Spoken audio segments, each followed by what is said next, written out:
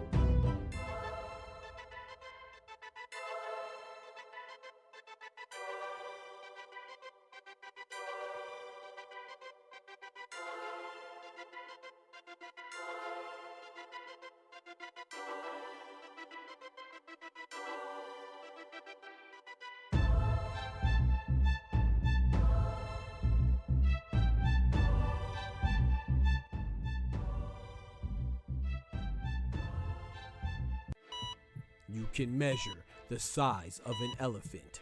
You can clock the speed of a cheetah, but you can't quantify the heart of a kings, queens, and in-betweens. Welcome to Dr. Boxing Talk. Stream starts now. The champ is here! The champ is here! The champ is here! The champ is here! The champ is here! The champ is here! The champ is here! The champ is here! If I tell you I'm good, probably you will say I'm boasting. But if I tell you I'm no good, you know one line.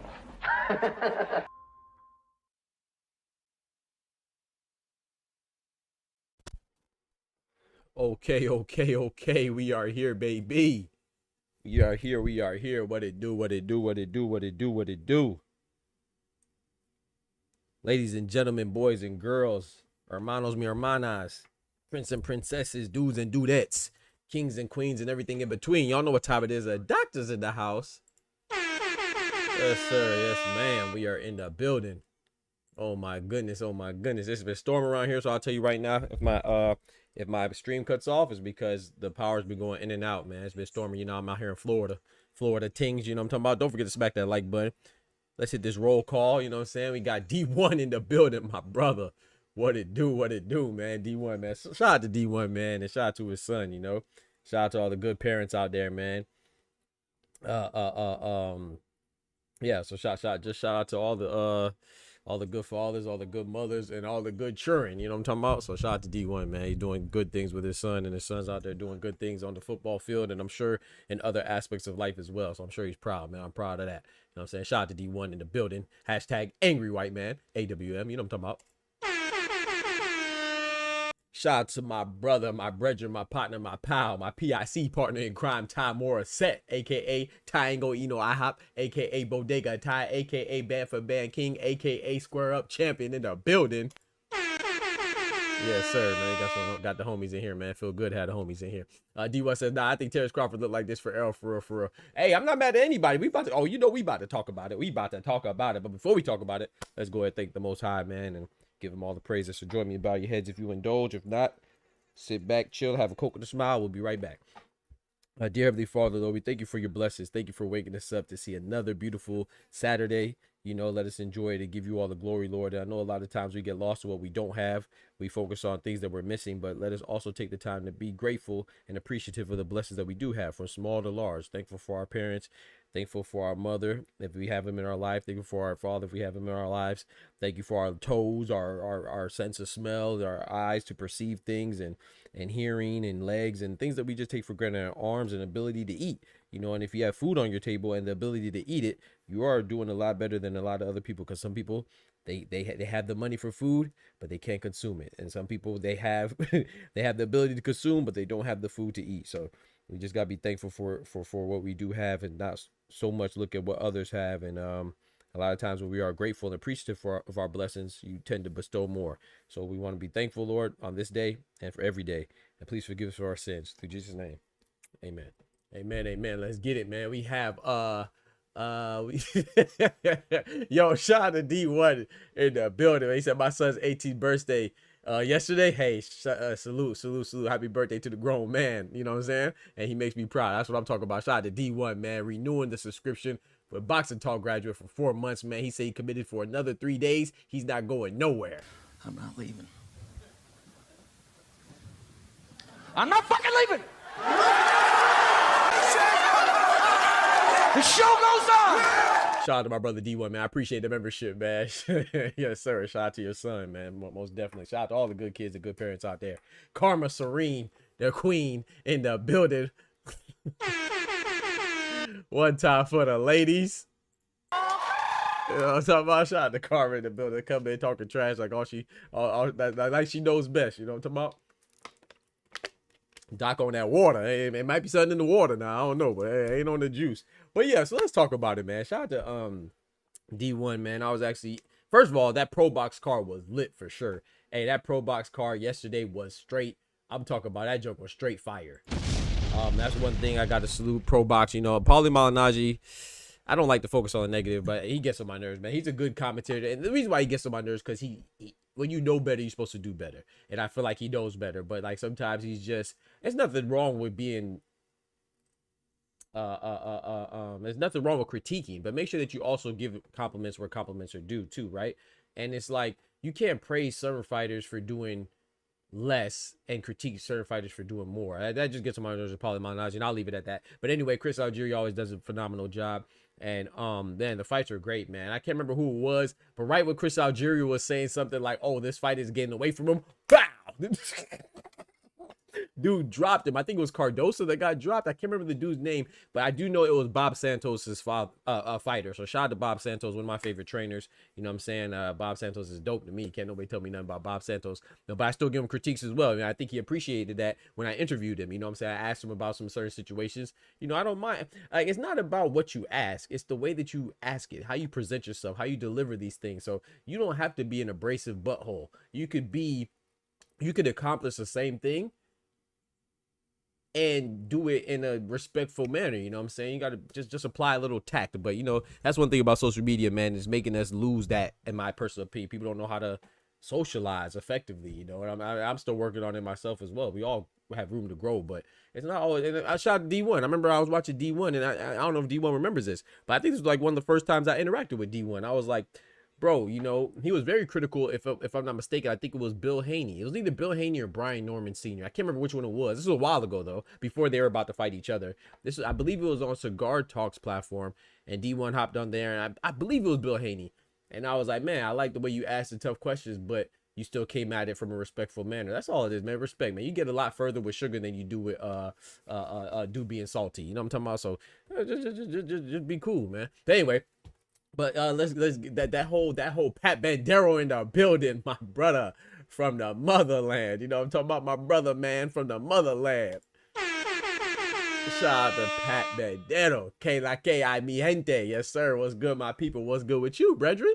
But yeah, I just think that shout out to Bob Santos. And then like the whole Pro Box card last night was great, man. Tellus, Renee Tellus Garone. A lot of people may not be too familiar with him, but I've seen him. I think that was my third or fourth time seeing him fight. Of course, most notably he fought Floyd Schofield on that on the card where they headlined. I just remember them being the headline, which no disrespect to them, but I didn't think they deserved the headline on that Golden Boy card, because on the co-main was Beck the Bully versus David Stevens. I also don't think that they should have been there, but I think the main event should have been Gabriela Fandora versus Gabriela Alanis, because that was a fight not only was it for undisputed at 112 flyweight, but it was also her opportunity to be what she is today, and that's the youngest undisputed champion in the 4-belt era. I know Devin Haney's the youngest undisputed champion on the male side, but in all the boxes, she became that night the youngest undisputed champion in the 4-belt era. You know what I'm saying? One time for the ladies.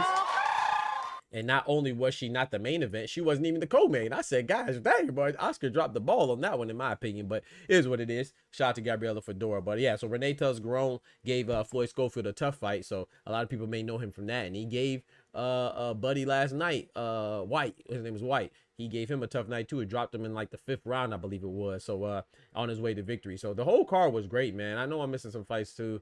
That were great. Oh yeah, shout out to Suleiman Sagawa, the Ugandan warrior, man. Shout out to Suleiman Sagawa, man. Big up, Mother Africa. Shout out to Uganda. You know what I'm saying? He did his thing. I remember I was in the chat, right? And I said that. I said, man, Suleiman Sagawa.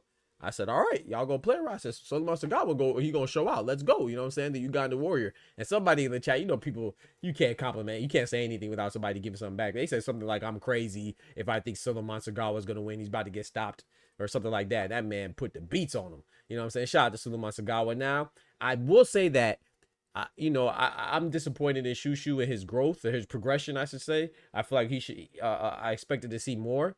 But with Suleiman Sagawa's performance last night, I will say this.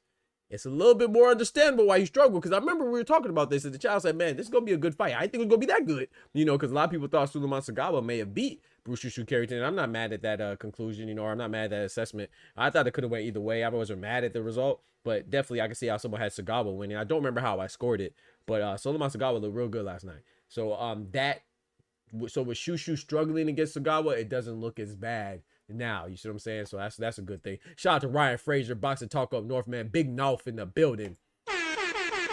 Hey, shout out to all the members that renew their membership off the channel. I mean, off the show when we're not live. Some people do it automatically. Thank you too, as well. You know what I'm saying? Shout out to y'all for the, I know I give a lack of notification when you do it offline, but thank you for it doesn't go unnoticed. So thank you to all the members. You know what I'm saying? Shout out to y'all. Bob said is a good dude, but not the best though. Please. Oh no. I wasn't saying Bob said was the best. No. I think the top 3 trainers right now are Bo Mack, Robert Garcia, and Bozy. You know what I'm saying? I would say, yeah, those 3. I would lean towards Robert Garcia still being number 1. I know he just won Trainer of the Year most recently. I would say Bo Mack is close number 2, and I would say number 3 Bozy. Bozy's he's closing in, right? He has Stephen Coolboy Fulton, who's a WBC featherweight champion, about to challenge O'Shaquie Foster for his WBC 130 super featherweight belt. He also has O'Shea Jones, you know what I'm saying, IBF champion for the women. You know what I'm talking about? One time for the ladies again. He also has a contender, Andy Cruz. Of course, he has his son, Boots Ennis, the former unified champion, Ring Magazine champion at 147 when he had the WBA IBF in the ring. And then now he's moving up to 154, anticipated to be a huge contender there. Has a possibility of winning the IBO belt from Weizma Lima. And he also has some other people, too. I'm sure I'm missing something. I said Fulton, O'Shea Jones, Andy Cruz, Boots. I'm sure he has some more people, too. You know what I'm saying? But, yeah, so I think Bozy's up there. I wasn't saying Bob Sanders the best. I don't think I said that. I just like him a lot. You know what I'm saying? Shout out to Santos. One time for my brother Average, someone in the building. Happy Saturday. Yes, sir. Sweet pussy Saturday. Don't get yourself. You heard, man. Suleiman can fight, bro. He's almost elite for a B-side. Yeah. A huge contender, man. That was Suleiman Sagawa, if I'm not mistaken, if my memory serves me correctly, that was his first top 10 opponent that Shushu fought. So shout out to Suleiman Sagawa. Like I said, I still expect more out of Shushu. I don't really think he beats any of the other champions right now at 126. Like if Fulton and him fought, hypothetically speaking, I would favor Fulton. If he fought Espinosa, I definitely would favor Espinosa. I think El Divino is the best at 126. That's a WBO. Who's the IBF? Angelo Leo. I think Angelo Leo is a good fight. I would lean towards Angelo Leo slightly against Shushu. And then Nick Ball, I give him the best chance against the WBA champion, Nick Ball. But I think Shushu has the potential to get roughed up a little bit in there too. So I don't know, but yeah. So yeah, we'll see. Oshiki versus Coop, man. That's a fire fight, Pat. That's a fire fight. Anubis, what's good, my brother? Just doing the building. What's good, my brother? Yes, sir, man. Got the homies in here, man. I appreciate that. But yeah, let's go to Terence Crawford, man. And I want to hear people's opinions. Of course, the call lines not open yet, but they will be open shortly. But I just want to say with this picture with Terence Crawford, man, I feel like, this is me personally, I'm not knocking anybody who begs to differ. Just for me personally, I think it's a whole lot of nothing. You know what I'm talking about? Like, Terence Crawford, he looks bigger. Because he's supposed to look bigger. And I want to be very clear on this, right? What is Floyd Mayweather, who is considered the GOAT, in my personal opinion? I know some people would beg to differ, but to me, the GOAT is Floyd Mayweather, right? Or one of the GOATs, wherever you want to put him, right? What is he known for? He's known for a lot of things, but what is he? What is one of the things he's known for as far as being in shape, right? He's known for being in shape year round. And I'm saying that he's known for that because he's somewhat of an anomaly. A lot of fighters tend to blow up, like Ricky Hatton. They call him Ricky Fatten because he'll blow up. Winky Wright would blow up. Obviously Devin Haney, Ryan Garcia, they blow up. Everybody, even Gervonta Tank Davis, I'm not saying they blow up. I'm not saying they all blow up to the same capacity or same magnitude, but they all blow up when they're not when they don't have a fight scheduled. Floyd Mayweather was known for being in fight shape year round. That's why he was special. So what I'm saying is with Terence Crawford, of course he's going to look bigger because he's not known for being in fight shape year round. You could go back to when him and Errol Spence would arguing or having a fun debate in the hallway before they fought, when Errol Spence was wearing that full red suit and Terence Crawford was like in a black and gold suit, and they were talking about, he was like, I ain't got your number. He was like, call me to set up a fight. He was like, I ain't got your number. And he was like, save it or whatever. They both look bigger than 147 pounders in that instance. You know what I'm saying? So fighters are known to go to be bigger than they usually are from fight night, right? So, and Terence Crawford used to fight at 140 and 147. So of course he would lose weight to get in fight shape. Floyd Mayweather is one of the only ones that does not lose weight to get in fight shape. That's how he is year round. So of course Bud is going to look bigger now because he no longer has to lose weight to get in fight shape. In fact, he might have to put on weight to get in fight shape, or just convert the weight that he already has into functional muscle. That's what he's doing. So of course he's going to look bigger. And I want to show y'all something right here with Roy Jones. Hold on, let me show you with Roy Jones, right? Roy Jones, we know Roy Jones is in shape, right? He's one of the most, his physique is one of the most, him and Anthony Joshua, Vladimir Klitschko, some of those guys are known for having a defined physique, right? This is Roy Jones against John Ruiz. Let me move my big old head. Hold on. That's Roy Jones and John Ruiz. Doesn't he look bigger than he normally looks? Now let's look at B-Hop and Roy Jones. I know it's a smaller picture, but doesn't Roy Jones look smaller than he looked in the John Ruiz picture? Because he was moving up. Now, of course, Roy Jones is still he's still going to be lean. He's still going to be athletic. He's still going to be cut up, but he looks bulkier. To me, Terence Crawford, all he does is just look bulkier. Like he doesn't, whoops, wrong setting, my fault, wrong scene. Right here, he just looks bulkier. He doesn't look like he's more defined necessarily. He doesn't look like he's more, I don't know, like jacked up. He just looks like somebody who did not lose weight and they're bulkier. He looks the same as far as his definition to me. Like maybe I'm tripping. I don't know. I'm curious to hear what other people have to think about that. But I don't think there's anything abnormal about how he looks. He's going up to 168 for crying out loud. He's looking bigger. Everybody that moves up, they're gonna look bigger. You see, they're gonna look more solid. You know what I'm saying? I just it's not like he looks like, I don't know. It's not like he suddenly looks like an Adonis, like Anthony Joshua or something like that. He doesn't. He looks the same. He just looks less thin, in my personal opinion. Shout out to 2 Cents in the building. Boss lady in the building one time for the ladies. He said Canelo for the upset is crazy. I don't think that's an upset, but maybe it is. I don't know. I don't know, man. I don't think it's an upset, but yeah, and I will say this though. Remember, 2-4 in the building. What up, folk? Yes, sir, man. Boxing with 2-4 in the building. I will say this, this is just my personal opinion. You know, I got Cinnamon winning. But remember what I said with Canelo having pictures with Boots Ennis? And I was like, I don't care who he takes a picture with. Canelo could take a picture with Thanos. That's not going to change my pick. I still got Canelo. And I feel like the people that were worried about Canelo taking a picture with Boots, like he was sparring with him, are people who aren't that convinced themselves that Terence Bud Crawford would win. Because if Terence Bud Crawford was taking a picture with the A-Team and the MCU, the Avengers, I would still pick Canelo. I don't care who he takes a picture. He could be sparring with David Benavidez. I would still pick Canelo because I thought about it. That doesn't mean that I'm right. I think that it could go either way. I think Terence Crawford could beat Canelo, and I think Canelo could beat Terence Crawford. Me, and for my what the assessment that I made, And the conclusion that I came up to is that I'm going with Canelo, but no picture is going to change my mind. So just like the picture with Boots and Canelo, people were getting scared. I feel like it was people who picked Bud because somebody else picked Bud, not because they had a genuine independent thought. So right now, if you see Terence Bud Crawford looking big and you were going with Canelo, and all of a sudden you're a little shaky now, you're a little scared, it's because you weren't really picking Canelo because you believed in him. You're picking Canelo because maybe your favorite content creator picked Canelo, or maybe like I just feel like people are looking for excuses as to say that, and they're just trying to look for excuses as to why Canelo is gonna lose to Bud, or you're gonna look for excuses as why Bud is gonna lose to Canelo. Like, bro, these are two great fighters, battle of greatness, not a battle for greatness. They're both great independently, and it's gonna be a great fight. Let the best man win, bro. I see somebody say to me that Turki Alalshikh is gonna sabotage the fight. Now, I know he did that before with Hamza Shiraz and Carlson Damas. I know that looked bad, but even, let's be fair, right? Carlson Damas didn't lose. It was a draw. He should have won. That was terrible because, you know, Hamza Shiraz is one of his ambassadors, so I get it. And Carlson Damas should have won. That looked bad. But you could have that same suspicion for, if we're going to be honest, we're going to keep that suspicion consistent, then we should have that same suspicion for everybody. We might as well not watch boxing fights because somebody's going to sabotage something. Like, you see what I'm saying? So I just think it's crazy that they're saying that, oh, Terence Crawford basically has the fight won. So if he wins, then he didn't earn it because Turki put in the word for somebody to give him the victory. Like, bro, like, we gotta stop it. Like it's just, it's always, and then if it's not that, then of course it's a snack that has him cheating. It's like, come on, bro. Like we gotta stop it, bro. Just be quiet and watch the fight. Shut up, bitch. Pugilism in the building, what's good? Tay in the building, what's good, my brother? Shout out to you, man. If I'm missing anybody, I apologize, man. Y'all go check out D1, Angry White Man, and go check out Ryan Frazier, Boxing Talk Up North, and go check out 2 Cents. Those are dope content creators right there. They're fire, man. Go check them out. I'm sure I like them. I'm sure you would like them. Shout out to Karma as well. Go check out Karma. You know what I'm saying? She drops content sporadically. You know what I'm talking about? Hey, my brother Oscar done slid through. Okay. Mi hermano Carnal in the building.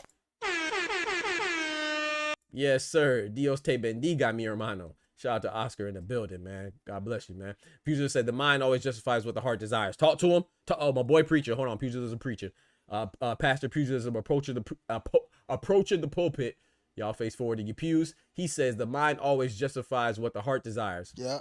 If they desire to disrespect Bud or Canelo, it will never change regardless of how the fight plays out. Yeah. Facts. Like, bro, like there's no way. Like, you just might as well. That's why you got to be very in tune with who you are and very comfortable who you are, because people, they're never going to give you credit. You know what I'm saying? They're never going to give you credit. Like, somebody just, I don't know. But anyway, so Bud, I want to pull this up too. You know, this was on Twitter as well. I want to pull this up and let y'all watch this. And I want y'all to tell me how y'all feel about this. I think this is nuts. Well, I don't think it's nuts. I think the reaction is nuts. Let's check it out. So we got Terence Bud Crawford working out. And Terence Bud Crawford and Turki are going to engage in a little banter. Hey, appreciate you. Everything that you done for me. You and Riyadh City. You must The job ain't done return yet. it. Yeah. Job ain't done yet. Yeah. But It's listen, Saturday. Deliver the job. but listen, I appreciate the opportunity. No retirement. Let's get it. Yeah. Okay, so he said no retirement, and I appreciate the opportunity. He said the job is not done. And people are saying, oh, Turki is giving Bud orders. I mean, well, it's Turki's event. I mean, if anybody is equipped and deserving and in a position to give orders, I think it would be Turki Alalshikh, who's fronting the millions. But anyway, let's beyond that. All he said, I didn't hear anything said that wasn't said before. But I see people like this person, Amy something, she wrote a whole article saying that Bud is basically in servitude and he's inferior to and he's being bossed around by Bud, like basically implying that, not even implying or insinuating, flat out saying that Bud is somehow being sunned and being bossed around by Turki. Didn't Turki say the exact same words when it came to Canelo fighting Skull? Didn't he tell him that he has to deliver the job? Because you don't remember everybody was saying, oh, Turki's being disrespectful. And I was one of those people. I said, man, that's very disrespectful to William Skull. He's just overlooking William Skull and saying that Canelo needs to get the job done so we can have this big super fight between Bud and Cinnamon. But it wasn't then it wasn't, oh, Cinnamon is being he's in servitude to Turki Alalshikh. It was just, that's just Turki, if you want to say his arrogance, or you want to say his lack of awareness or lack of respect for fighters, whatever you want to call it. But no one made it seem like, oh, Canelo is somehow inferior and he's enslaved to Turki. Matter of fact, didn't Turki say the same thing when it came to Fury and Usyk as well? He told Fury to get the job done and beat Usyk. No one questioned Turki Fury's manhood, and rightfully so, they shouldn't. But when it comes to and this is not the reason why I bring this up is because this is not the first time it happened. Like, if we think about the boxing landscape and the fandom and the coonery and the buffoonery from these fans, right? Whenever you talk about Bud and Turki, they always bring up Turki and Bud holding hands. When I think of Turki holding hands, the first image that comes to my mind is Eddie Hearn, and I'm gonna tell you why. Is because, if I'm not mistaken, I don't remember if it was Eddie Hearn or Frank Warren, but those are one of the first two people that I saw Turki Alalshikh hold hands with. I didn't hear anything about about Frank Warren and Eddie Hearn selling their soul. But when it comes to Bud, he's doing it because he's giving up all his manhood. It's like Turki held hands with Dana White. He held hands with Oscar De La Hoya. He rubbed and fondled AJ's thigh. And he rubbed and fondled Tyson Fury's thigh meat as well. He's rubbing all on that thigh meat. You see what I'm saying? Usyk's thigh, he done rubbed down. You know what I'm saying? He done held hands with Oscar.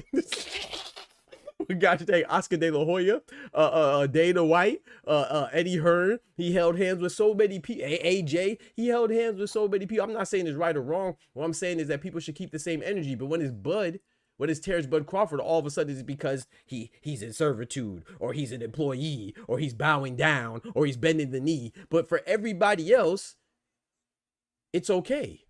I don't understand. Like, you're going to be consistent or not? Like, the first image that comes to my mind when it comes to holding hands, whether you agree with it or not, I could care less. It's a cultural thing. I mean, it's just a cultural thing. If you make it any more than that, to me, that just emphasizes your insecurity in your own life. But that's just me. Anyway, he said Canelo doesn't play that. I mean, I just gave an example where he told Canelo the same thing. If you're talking about specifically the holding hands, I mean, that's up to you. I don't care. I don't know if he held hands with Turki or not. I wasn't there. You think just because you have a picture or something that means that you know everything that goes or does not go on?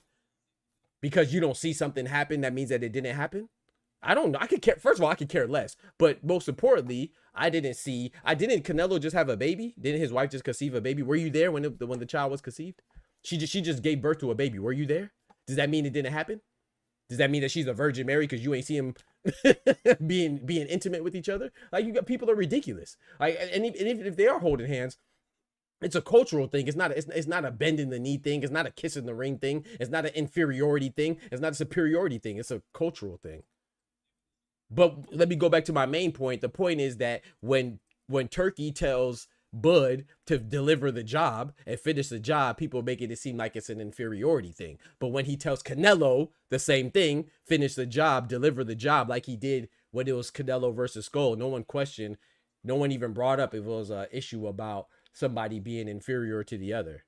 Just like with the holding hands thing, which was the point that you tried to veer off of. The point was that when he held hands with Tyson Fury, nobody said anything. When he held hands with Frank Warren, Oscar De La Hoya, when he rubbed down Usyk and Fury and AJ's thigh meat, no one said anything. But when they see Terence Crawford hold hands, then all of a sudden it's an issue. He held hands with Dana White too. What's the issue? You picking and choosing. And that's the lady of a brother. You hold a Turki hand, Doc? Hey, 2 cents. 2 cents trying to compromise me. I'm going to be honest. That's a good question, though. I'm going to put myself into it. That's a great question, 2 cents. Am I holding Turki's hands? I'm gonna give you a story of mine, right? And you know what? I'm going to tell you right now. I'm going to give you the short answer. The short answer is yes. But I'm going to give you a story. I want you to think. Al Booger in the building. No issues at all. Thank you, Al Booger. Nobody made an issue at all. But the short answer is yes, I would. But I'm going to tell you why. I'm going to tell you why. I have a brother. I have an older brother. I have a younger brother, but he looks older because he's taller than me, right? He lives with my father in Seattle. I live in Florida. But I go visit him, and he's autistic. But he doesn't look autistic, right? He doesn't look like something is wrong with him, right? But he is. You know, he could do like things on the computer, but he can't do things like speak. He can't talk or do like basic things, you know? But so when we go out and stuff, I hold his hand because that makes him comfortable, right? But I remember I was like, this is like when I was in my 20s. I was holding his hand, but like I said, I give you the full picture so you can see the scope of it, right? Like he's taller than me, so and I didn't think about this in real time, but this is what I thought about it. I was holding his hand, and we were in the mall, and I remember these girls, they thought like we were gay. And it got on my nerves because I noticed them noticing us and making the assumptions, but I didn't argue. I definitely didn't stop holding my brother's hand because of what they thought. So it goes back to what I was saying before. You have to be confident in yourself in this world. If you try to do everything to please everybody or worry about what everybody's thinking, you will be lost in the sauce. Your head gonna fall off. You're gonna be spinning all types of ways because people are always gonna make assumptions, erroneous or not. How dare me not be focused on what I'm doing and the people I care about and whose opinions really matter to try to what's the word? To try to freaking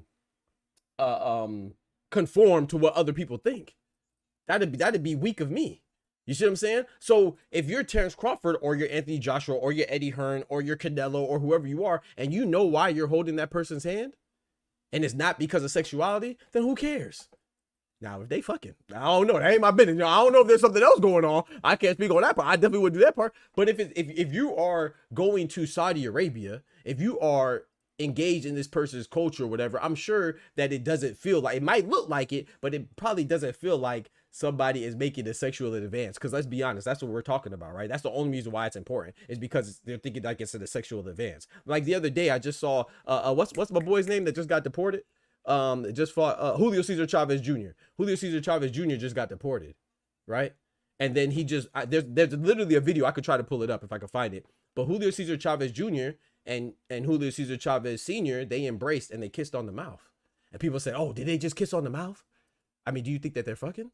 If you don't think that they're intimate, then why does it matter? I'm not saying we can't talk about it, but how childish are you? You see what I'm saying? Like at some point, they're two men. They're father and son, and that's their custom. Maybe it's their personal custom. Maybe it is something that they do in their family. Maybe there's something they do in their region or the block that they're from or the town that they're from. They kiss on the mouth. Do you think that they're in a relationship? Does that mean that you would do it? No, you may not. I wouldn't kiss my dad in the mouth as a grown man, but they would. If you're not saying that they're a homosexual, then who cares? Why does that stop your day? Like, they embraced. It was a 2-second kiss, boom, and people are saying, "Oh, he kisses son in the mouth, and he kisses daddy in the mouth." Who cares? Like so that's so the short answer would be yes. If he's employing me and I'm in Saudi Arabia and that is the custom as a sign of friendship, then I mean, I don't go around and bow to, I know Ty and I know B Dog. Oh, shout out to B Dog. B Dog's in the building. I wouldn't meet and greet B Dog with a bow, but when in China, if that's part of the custom, if I meet a Chinese, if I meet a friend that's in China and their custom is to bow, then I'm a bow. Who cares? If I go to Nigeria and, you know, I meet somebody there that knows my father and the custom is, and they may not really be my uncle, but as a sign of respect, I call them uncle because they're older than me. Well, in Nigeria, I'm gonna call them uncle. Who cares? Like, I think some people make issues out of nothing, man. I thought Birdman and Wayne kisses was weird. I ain't gonna lie. Hey, that's a little shaky. It's a little shaky, but hey, but it is what it is, man. I don't understand, man. He said, "Are you saying Turkey is yeah, Fredo, you're an idiot." I'm done talking to you. I'm saying you're dumb. That's what I'm saying. Forget what I'm saying about Turkey. I'm saying that you're dumb. That's what I'm saying. And if that's what you took from that story, then yeah, you're an idiot. And I don't engage with idiocy, bro. You're just a dummy. That was an embarrassing ritual to get his son released, but that's my tinfoil talking. Maybe I don't know. I don't know, average someone. This man, I told a story about my brother, and the whole point of the story was to say that I don't care what people think. He took it as me saying that Turkey is autistic. What? Like hold on, let me play this for you. Let me play this for you. Hold on, I got you, bro. Yeah, Fredo. You dumbass. Yeah, you're an idiot. Thank you for the laugh, bro. Yeah, but yeah, you're slow. Before Turkey went to hell butthead, the man's walked into the event with like 10 niggas waiting to kiss him on the cheek. That's just they custom. Talk to him, too, folks. America just ain't doing shit like that. Right, exactly. Like, I'm not saying that it's right or wrong. I'm saying it's up to you. If you don't want to hold his hand, don't hold his hand. But I don't think Turkey got, Bud got like 8 children. I mean, what are we saying? Like, at the end of the day, what are we saying? Are we questioning his sexuality? I mean, he has like 8 kids. That don't mean that he's not. You know, that don't mean he is or he isn't. But Is that what we're saying, or is that not what we're saying? Because if we're not saying that, then why does it matter? I don't understand. I'm just curious. If it's not what we're saying, then why does it matter? You know, I don't think, like, there's stuff that I wouldn't do for money, but I'm not sure if they're like we're saying that this guy is doing it for money because we know he's getting paid.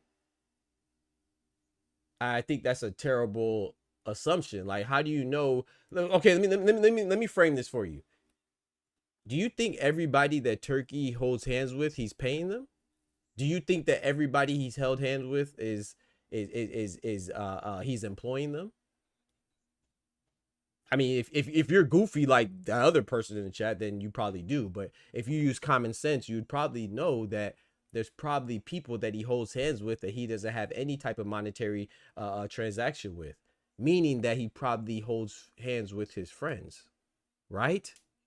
So if it's a sign of, if he's not doing it, if it's not a money thing or an exchange thing and it's a friendship thing, then maybe that's just part of the culture for friends. But because we know that Terence Crawford and Canelo and whoever else he held or didn't hold hands with, we know that they're getting paid by him. We make it seem like it's a bending the knee or kissing the ring thing. It could just be that they're friends. I don't like Dana White, but I don't sit there and be like, oh man, Dana White held Turki Alalshikh's hand. Oh, he's bending the knee. Like, what are we talking about, bro? It might be a sign of friendship. That's what I think is close. Not might be, that is it. You see what I'm saying? So it just happens to be that you want to focus on because you probably don't do nothing and you're insecure. No Diddy, shot the top. Yeah, we gonna pause that. No Diddy. We gonna pause that. He said, y'all think Bill let Turki hold it? I ain't gonna lie. Now, shout out to Bill, but if Bill hold his head, Bill might deserve the criticism because Bill be talking too crazy. Bill be talking too crazy, man. You know what I'm saying? Bill be talking too crazy, man. In my most Eddie Hearn voice, he said, I ain't gonna lie, that ring boy stuff is goofy, but that's a political thing. It's a lot of men willing to bend over and bust it open for that bag. Did he taught us that? Yeah, but this is not that situation. You know, people try to equate things to that because you do or don't like somebody. Like I said, if you didn't have an issue with Turki holding Dana White's hand, why are you making a big deal? Not you specifically, I'm speaking in generalities. If you didn't make a big deal, and it goes back to my first point, if you didn't make a big deal out of Turki holding Oscar De La Hoya's hand, then why are you making a big deal out of Turki holding Bud's hand? That's my question. And it goes back to people being consistent. You don't really care. You care about who's doing it. You don't care about the action. You care about who's doing it. So that'll change. I'm asking you specifically, 2 cents. If Turki held Tank's hand, I guarantee you would make an excuse for it. And Tank's my favorite fighter too. But and tell me I'm lying. If anybody knows 2 cents, 2 cents my dog. I'm not talking trash. I'm just being honest because you're here and I can tell you, and you my dog. But as my dog, I got to be honest with you. If Turki was holding Tank's hand, I guarantee you wouldn't talk trash. I guarantee you would say that it's a good. You would somehow you would spin it to where it's different. So my point goes back to saying that if you didn't have a problem with him holding Frank Warren's hand, why do you have a problem with him holding Bud's hand? It should either be an issue for everybody or it should be a non-issue for everybody. You can't pick and choose. Or you can do whatever you want, but you shouldn't. But so what I'm saying is that if the issue was really holding hands and not Bud holding hands, then we would have kept the same energy when he first held hands with Eddie Hearn. Because like I said, when I think about Turki holding hands, the first person I think of is Eddie Hearn because that, for my memory, I could be wrong, but that's the first person I remember seeing hold hands with Turki was Eddie Hearn. But it could have been Frank Warren. I don't know who the first person was, but for me, in my memory, that's the first person that pops up. You see what I'm saying? So at the end of the day, when you first see it, yes, because of my customs and I'm American, so I'm not used to that. I was like, hold on, hold on now. But then, you know, as a grown, mature person, it's like, okay, bet, you know, it's probably a sign of friendship, bro. He doesn't hold everybody's hand, does he? I've never seen him. Now, just because I never seen it doesn't mean it doesn't happen. I believe I seen him hold Hamza Shiraz's hand. I never seen him hold, I don't know, Virgil Ortiz's hand. I seen them on the same stage together. But maybe they did. I don't know. Maybe he held Shakur's hand too. I don't care. But I'm saying if you are going to care, then you should care about everybody, not just individuals. You say holding them hands is a crime now? Yeah, Clarence, I guess so. When it comes to Tank, it'd be nah. But Abdul, he is the come on. Hold on now. Hold on now, Ty. And I'm a Tank. I like Tank. I think Tank beats everybody from 140 to 130. I would say that's probably realistic. 126 is a little bit too small. But I think Tank is the best, but I don't change my feelings or change my stances or change my position because of who we're talking about. My critiques are the critiques. My compliments are compliments. You see what I'm saying? I do agree with what Ty just said. If Ty did it when it comes to Gervonta Tank Davis, they'll be like, nah, it's because he's because he's a new he now. You feel me? Like, come on. He said, hell no, take wire purses. I was not having none of it. Take war purses. I was not having none of it. Hey, and that's the thing. You know what I'm saying? Hold on. Hey. They catch Take out there holding hands. They gonna say this.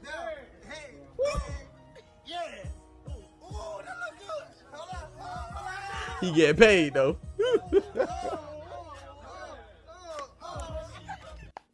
But like I said though, I mean, Take word. Hey, some people wear purses, right? That's a good point, Thomas.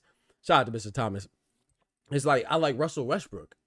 I don't think it's cool for him to wear them gosh dang skirts he be wearing at the Met Galas. I wouldn't do it, but that's what he does. He's a fashionista, whatever you want to call it. That's on him. But I still like him as a basketball player. What they got to do with him playing basketball, man? Like, I don't know. I don't really get into people personal stuff. But like I said, at the end of the day, Bud isn't doing anything different than anybody else that works with Turki Alalshikh. If you want to talk about somebody administratively like Frank Warren and Eddie Hearn, and you want to talk about other fighters like Anthony Joshua and Tyson Fury, like there's no difference, bro. Like, so I just think people like to make it seem like, oh, he's doing something crazy. I don't think that's that crazy. Now, if you want to talk about like Two said, if you want to talk about bending over and doing stuff, now that of course I think there's no amount of money. And you know what's so funny? I talked about this before. I love these little whimsical games that don't really make sense, but I think that it really shows the personality and the character of somebody, right?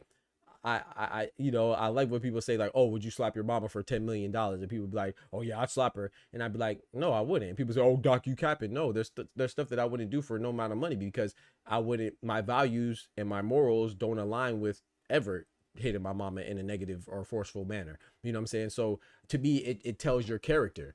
You see what I'm saying? So like holding hands with a man, that's what it comes down to. I've held hands with, that's why I gave the example of my brother that I apparently flew over some people's head. Those of you that caught the point that I was making, thank you. You don't know that's my brother until I tell you that's my brother. You see what I'm saying? You don't know what our relationship is. You don't know he's autistic. You don't know if I'm guiding him. You don't know if that's my brother. You don't know if that's my friend. You don't know if that's a stranger. You don't know if that's whatever. But you're assuming things. So we don't know what Turki and Terence Crawford's relationship is. We just assume because they're working together, you may not like Terence Crawford, that he's doing it for money. He also held Eddie Hearn's hand. They could have been friends for 10 years. I don't know. I just know when I've seen them on the stage for the past 2 years, 3 years, that it seems like a business relationship, but maybe Turki and Terence Crawford and Anthony Joshua and Alexander Usyk and Tyson Fury and Eddie Hearn, Frank Warren, they could have been playing golf for 10 years. I wouldn't know. Their relationship could be a decade strong. I don't know unless they tell us. Y'all need to stop assuming, bro. Like, it's crazy. Like, and when people assume, they usually assume the worst. They'll never assume the best. They always, and it is always based on a certain situation when it's the same situation. But if they like somebody or don't like somebody, it's different. And I'm gonna give you another example. Now this is kind of different though, right? But I want to show y'all this. Pat Badera says, "Louis people view is crazy. I would do many things for money, but I wouldn't do anything for money." I like that. I like that, B-Dog. I like that. I like that. I like that. That's a fact. And some people would, you know what I'm saying? Do your thing, but you know, I don't think that. Like I said, you only know what people tell you. Like now, if it's sexual, then that's kind of crazy. But that's what people try to make it seem like. But I want to show y'all this though. Forget all that. I want to show y'all this stuff. I'm gonna show you how people be bull jiving. Shawala ya, Queen Shawala ya in the building. What is good? What is good? Big member in the building. Please go check out Shawala ya stream one time for the ladies. I ain't gonna lie, that's personally one of my favorite streams. It's not my favorite stream. Is Queen Shawala ya, man. She be spitting out there, man. She be spitting. I'm telling you, y'all go check her out, man. Dope channel right there. But I want to show y'all this. Speaking of people being inconsistent. Look at this right here. I was watching the what it called too. I was watching the I was also watching the Matchroom card too. Cameron Vaughn is so overrated. But there's that young lady, man. What's her name? Tia. She's a beast. I ain't gonna lie. I know she only has 2 fights, but shout out to her. I need to get back to watching that. But yeah, this guy right here. Shout out to him. Max Calendrilo, if that's how you pronounce it, Calendrio or Calendrilo. He said, Gennady Golovkin is the first ballot Hall of Famer. I agree with this 1,000%. He said, I agree with this 1,000%. I think Gennadovich Golovkin, Triple G, aka Triple G, is a Hall of Famer first ballot for sure. But this guy said he has wins against, and of course he's being funny, right? He said Canelo Alvarez 2 times, which is joking. Danny Miracle Man Jacobs, Ryota Murata, Martin Murray, Matthew Backer, Yacare, David Lemieux, Daniel Gill, all the way to Gabe Rosado, right? And this, to me, this is a problem. And I responded right here. I said the Canelo dig was comical, but I do agree that Triple G is a first ballot Hall of Famer. But I said, however, I want people to remember that they considered Martin Murray, Willie Monroe Jr., and Gabriel Rosado, etc., as reasons as to why he gets in when you're considering other people's resume when it's their turn to be considered. So basically what I'm saying is, can you imagine if somebody listed why somebody should get in the Hall of Fame and they said Gabriel Rosado? And they also said Willie Monroe Jr. And they also said Matthew Macklin. And they also said beating Martin Murray. And they also said beating David Lemieux is a good one because he was a former champ and stuff like that. Triple G beating David Lemieux was good. Benavidez beating David Lemieux wasn't that good, but that was good. But anyway, can you imagine them listing Gabe Rosado, Willie Monroe Jr., Matthew Macklin, and Martin Murray as reasons as to why you're a Hall of Famer, and then having the audacity to name Canelo Alvarez fights that you lost? So I want to say, can you imagine? Let's put a face on it, right? Can you imagine if that was Gervonta Tank Davis? People don't even give Gervonta Tank Davis for being a Hall of Famer and Leo Santa Cruz. They don't give him credit for that. They don't give him credit for beating Hector Luis Garcia, who's a former champion at the time. They don't give him credit for beating Mario Barrios, who's a current champion at 147, a division higher than where he beat him at. They don't give him credit for beating, I don't know, Esau Pitbull Cruz, who became a champion after that. They don't say Frank Martin is a good win, but Willie Monroe Jr. If I like him, but Gabe Rosado, who has 18,000 losses, and that's a Hall of Fame worthy victory. What are we talking about, bro? And this is why we talk about people and the lack of consistency is crazy. There's no way that you can tell me Triple G gets into the Hall of Fame because he beat Gabe Rosado, I like Willie Monroe Jr. Shout out to him. He's from Chicago too, from the Windy City. But you cannot tell me that one of your highlights to get into the Hall of Fame, one of the things that a contributing factor to get into the Hall of Fame is Matthew Macklin, Willie Monroe Jr., Martin Murray, and Gabriel Rosado. Get the freak out of here. Get the freak out of here. Get out of here, bro. Yeah, that's just an example of people being biased. Now, once I see that you're biased, bro, I was like, okay, bet. I can't even take you seriously. But Triple G is definitely a first ballot Hall of Fame. He's definitely a first ballot Hall of Fame. You know what I'm saying? I definitely agree with that. But you can't tell me that. Just make sure that you keep the same energy when we consider Devin Haney for Hall of Fame, or when we consider Shakur Stevenson for Hall of Fame. I'm talking about guys that are multi-division champions that have beat other champions. Make sure that you consider the same. So don't tell me that George Kambosos is not a good win because you just told me Martin Murray was a good win. Right?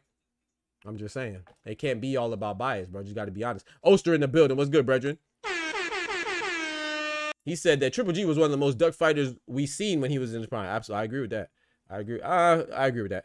Nobody ducked Tank outside of Sirius Loma. You don't get credit for not fighting somebody, whether they ducked or not. That's not the point. I see Fredo. Your comprehension isn't that good. Hey, shout out to Fredo. You don't get credit. You don't get credit for being ducked. I mean, you do a little bit, but you don't. You get it, like, you don't get into the Hall of Fame for being ducked. My point is that, like I said, once again, for those of you that are hard of hearing, I said that he is undoubtedly, in my personal opinion, I do think Triple G is a Hall of Famer first ballot. I agree with that. But I don't agree that he beat Canelo twice. I took that as a joke. But I also don't think that he gets in because he beat Martin Murray and Gabe Rosado. Those are just wins. Those aren't great wins. That's nothing to list on your resume as to why you should get into the Hall of Fame. Because I see, it seems like you're not that good at at deducing things. We need to talk about Shakur Oshiki sparring. Oh Lord, yes sir. But yeah, man, shout out to Triple G. I just think that's funny because whenever you talk about other fighters, just remember that you gave people credit for beating this person and that person. When you consider other people that have better opposition that they beat, I think Gabe is a good win despite his loss. Al Booger, stop it. Al Booger, me and you would go beat would beat Gabe Rosado right now. give me 6 weeks. I'll beat Gabe Rosado right now. Stop it. He never he has never been a good win. The man come out here. I'm gonna be honest, man. I like Gabe Rosado too. I'm not gonna lie. And shout out to Ty could attest to this. Oscar could attest. People that have been in the stream for a while. Shout out to the Boxing Talk family. I used to like Gabe Rosado, But I don't like liars, man. I'm not gonna lie. I don't like people who try to, and that's why Paulie Malignaggi gets on my nerves. I like Paulie Malignaggi as a fighter, but I don't like when people try to discredit somebody so hard that they just make up things. Like, I didn't like the whole Gabriel Rosado, Devin Haney thing. You know me, I'm not a big Devin Haney fan, but I like the truth. I'm a fan of the truth. And with Paulie Malignaggi, like when he talks about Canelo, you can't believe him because he doesn't give Canelo any credit. When he talks about Gervonta Tank Davis, he doesn't give Gervonta any credit. You can't believe him. It's like you could just hear the hate in his voice. Like you can't take him seriously. So when I can't take you seriously, then it's like you kind of lose your integrity. So with Gabriel Rosado was saying things like, and I'm just give you an example. The man tried to he was a revisionist, and so a revisionist, when you practice revisionist history is when you change history to fit whatever narrative you're trying to kick. And he made this. I like Miguel Cotto. Miguel Cotto is one of my favorite fighters of all time. Shout out to Miguel Cotto. But what Miguel Cotto did not do was try to fight Margarito. And when he didn't try to fight him, if he didn't try to fight him, he definitely didn't call him out to have a rematch immediately. The rematch took 3 years. Gabriel Rosado, because he was arguing with Devin Haney and trying to make Devin Haney look like a weakling because he didn't, because he took, what's the dude's name? Ryan Garcia to court. He made it seem like, Miguel Cotto didn't take Antonio Margarito to court. He tried. That's number one. He tried to take him to court. Number two, not only was he advocating that Margarito should never fight him again, he also said that he didn't want Margarito to fight in boxing ever again. And there's no problem with that because I agree. If somebody cheats you, you shouldn't want them to fight in boxing. But let's not. He made it seem like Cotto. He said Cotto wanted to fight Margarito for the rematch. Nothing could stop Cotto from getting to the Margarito rematch. Cotto stopped Cotto from going to the rematch. In fact, Bob Arum, who was his promoter at the time, wanted the rematch, and so did Margarito. Cotto didn't want to give him the rematch because he cheated. And I'm not mad at that once again, but you can't change the narrative and make it seem like, Devin Haney was the only person to sue and he's weak for suing and he doesn't want to have the rematch with Ryan Garcia. He never said he didn't want to have the rematch with Ryan Garcia. He just said that he also wanted to punish him for being a cheater. And we should all advocate for cheaters to be punished, just like Miguel Cotto did. But according to Gabriel Rosado, Miguel Cotto didn't want to punish Margarito. He just wanted the rematch. Bitch, the rematch took 3 years. Cotto didn't have the rematch with Margarito until Margarito already lost to Sugar Shane Mosley and he got his freaking face broken by Manny Pacquiao. That's when Miguel Cotto went and had the rematch. I mean, that's what history would support. I could show you documentation of Miguel Cotto saying out of his own mouth that not only would he not share the ring with Margarito because he's a cheater, he also didn't want Margarito to ever be in a boxing ring legally again. Not in America, not in Mexico, not in Nigeria, not in Jamaica, not in Russia. He didn't want him to fight in boxing ever again in a professional capacity. But somehow Gabriel Rosado manipulated it and made it seem like, Miguel Cotto was roaring like a lion for a rematch. That's what he said. He was roaring like a lion for a rematch. Where was I? I didn't see that at all. So when Gabriel Rosado sits up there and says that, he had a great career. Yeah, he's a warrior, man. I could never take that from Gabriel Rosado. He fought anybody. But fighting somebody doesn't make you good. You went in there and got your head beat in.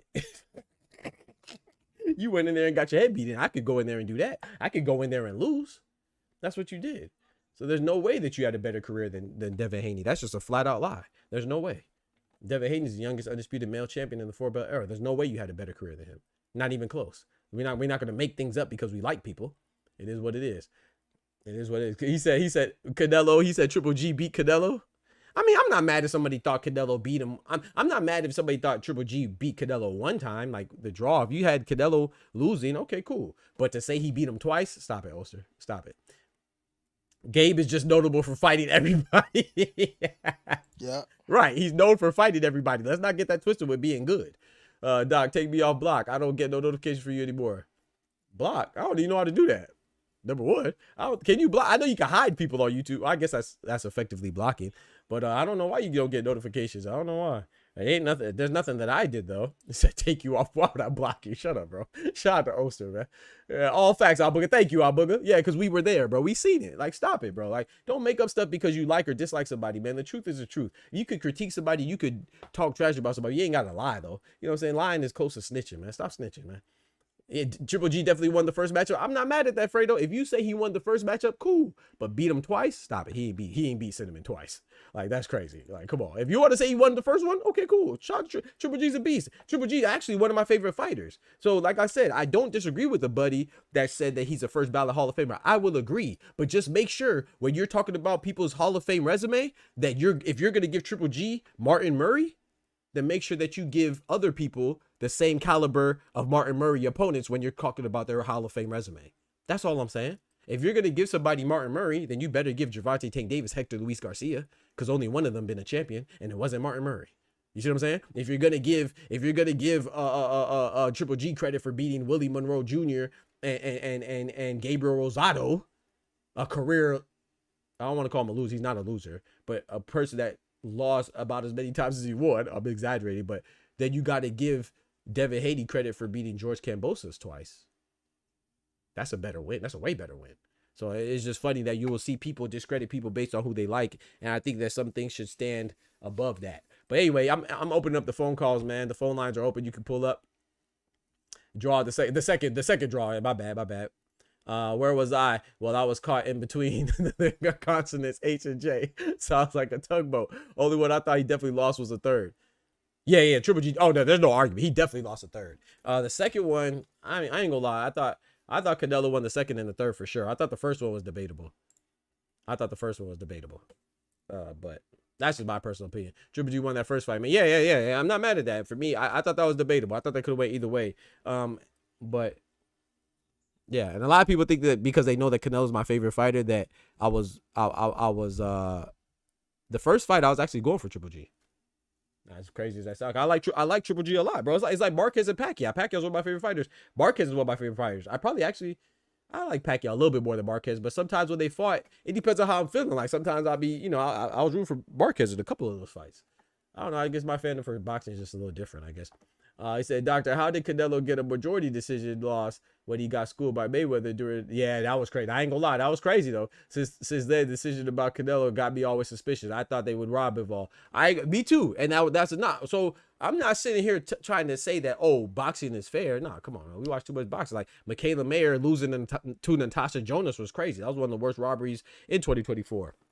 Arnold Barbosa beating Sean McComb. That was crazy. Carlos Adames having a draw with Hamza Shiraz was crazy. Johnny Fisher beating David Allen the first time was crazy. Floyd Mayweather washed Canelo. The fact that was a majority decision was crazy. So I'm not saying that there's not awkward decisions, but what I'm talking about is that let's not get carried away. The right person still won. You got to be grateful for that. Canelo Triple G really should have been 1-1-1. I'm not mad at that, but I'm cool with Canelo being 2-0-1 too. You feel me? Because so I'll say this: it's like Lomachenko and Devin Haney. I personally had Lomachenko beating Devin Haney, but it wasn't. I had it 7 rounds to 5, and I had a couple swing rounds. It could have went either way. So sometimes there's robberies that are pure robberies, like Michaela Mayer, Natasha Jonas, and there's some robberies, or Shaquille Foster or Hobson Casesa. That was a pure robbery. But there's some fights that could go either way, bro. Like Bivol and Beterbiev. There's no way that's a robbery. The first one. Beterbiev won. I had Bivol winning, but it was a close fight. Could have went either way. It's not a robbery. Some fights are close that could go either way. And some fights have clear winners, and some are close. Some are even very close with a clear winner. Like Richardson Hitchens and Gustavo Lemos. I thought that was a close fight, but I thought Richardson Hitchens did enough to edge out almost every round. It was still a close fight if you watch it, but to me, it was a close fight with a clear winner. Richardson Hitchens clearly beat Gustavo Lemos, in my opinion. But it was a close fight, because there was some times where the round was decided by like the last 30 seconds of the round. Richardson Hitchens pulled away. So there's a combination of things, but I don't think Canelo and Triple G was a robbery. Like you can't understand how Canelo won. That's crazy. That's nonsense. That's nonsense. It wasn't like Canelo went in there and got washed. Stop it. Like if you had Triple G winning, cool. If you had Canelo winning, cool. But it was a robbery. I mean, it wasn't a robbery in my personal opinion. It was not a robbery. Let me pull up I'm trying to pull up the thing so people can call. Not Bivol and Canelo. Nah, Bivol smoked Canelo. I'm a Canelo fan, but Bivol smoked him. There's no way Canelo won that. Bivol. I was scared though. Yeah, I was like, man, because bro, I don't want nobody to get robbed. That's not good for boxing, man. It's always good when the right person wins, man. No matter who I like. No matter who you like, it's always better for boxing if the right person wins, bro. So I like Canelo, but I thought Bivol should win because he smoked him. It is what it is. That's you. Oster, you be the one that be biased. You know what I'm saying? You super biased. You super biased for Terence Crawford and super biased for Shakur. You know what I'm saying? Just like my dog 2 said, super biased for Tank. Y'all be super biased, man. I ain't super biased. I like Tank. But that fight with him and Lamont Roach was very close. Don't forget to smack that like button. I mean, you had Loma winning. That's against code, or from what I'm told, that's against code. I don't know what code you're talking about. So whatever code I don't abide by that code, Fredo. So there's a link to call in if anybody wants to call in. I don't know what code I watch sports. I don't know what code. I don't know what kind of code you're talking about. That's a false sense of code. So shows insecurity, man. If you have a code that pertains to sports, I don't know, man. 8. I watch boxing because I see two great fighters fighting. That's it. May the best man or woman win. Ain't no code applied. It's so funny that the real codes that we need to worry about in real life that matters, you know what I'm saying? You don't abide by them. You don't abide by them, but you want to apply a code to boxing. Scoring the fight. I was worried Barao would get me too. Hey Pat, I was at that fight. And I remember talking to some other people in the media. Because you know, shout out to y'all, man. Boxing Talk family, bro. He's in the media section, man. God is good. I was talking to some other media members, and I was telling them my scorecard. I said, man, I had Barao going into I don't remember. I want to say going into the 9th or 10th round, I had Barao up by 2 rounds. And they were like, man, if you have that scorecard, they said they probably go rob him. I said, yeah, you're probably right. But Barao did not get robbed. Shout out to Abbas Barao, the German fighter by way of Toga. You know what I'm saying? Shout out to the Togolese fighter, man. Abbas Barao. They did right by him, and he got the knockdown in the 12th. So that was just the chef's kiss, if you will. So how are you a Canelo fan? Wow, Doc, that's wrong. I'm calling it up now. I'm a Canelo fan because I thought he lost. You see, that's your problem right there, Oster. You think because I'm a Canelo fan that I make shit up?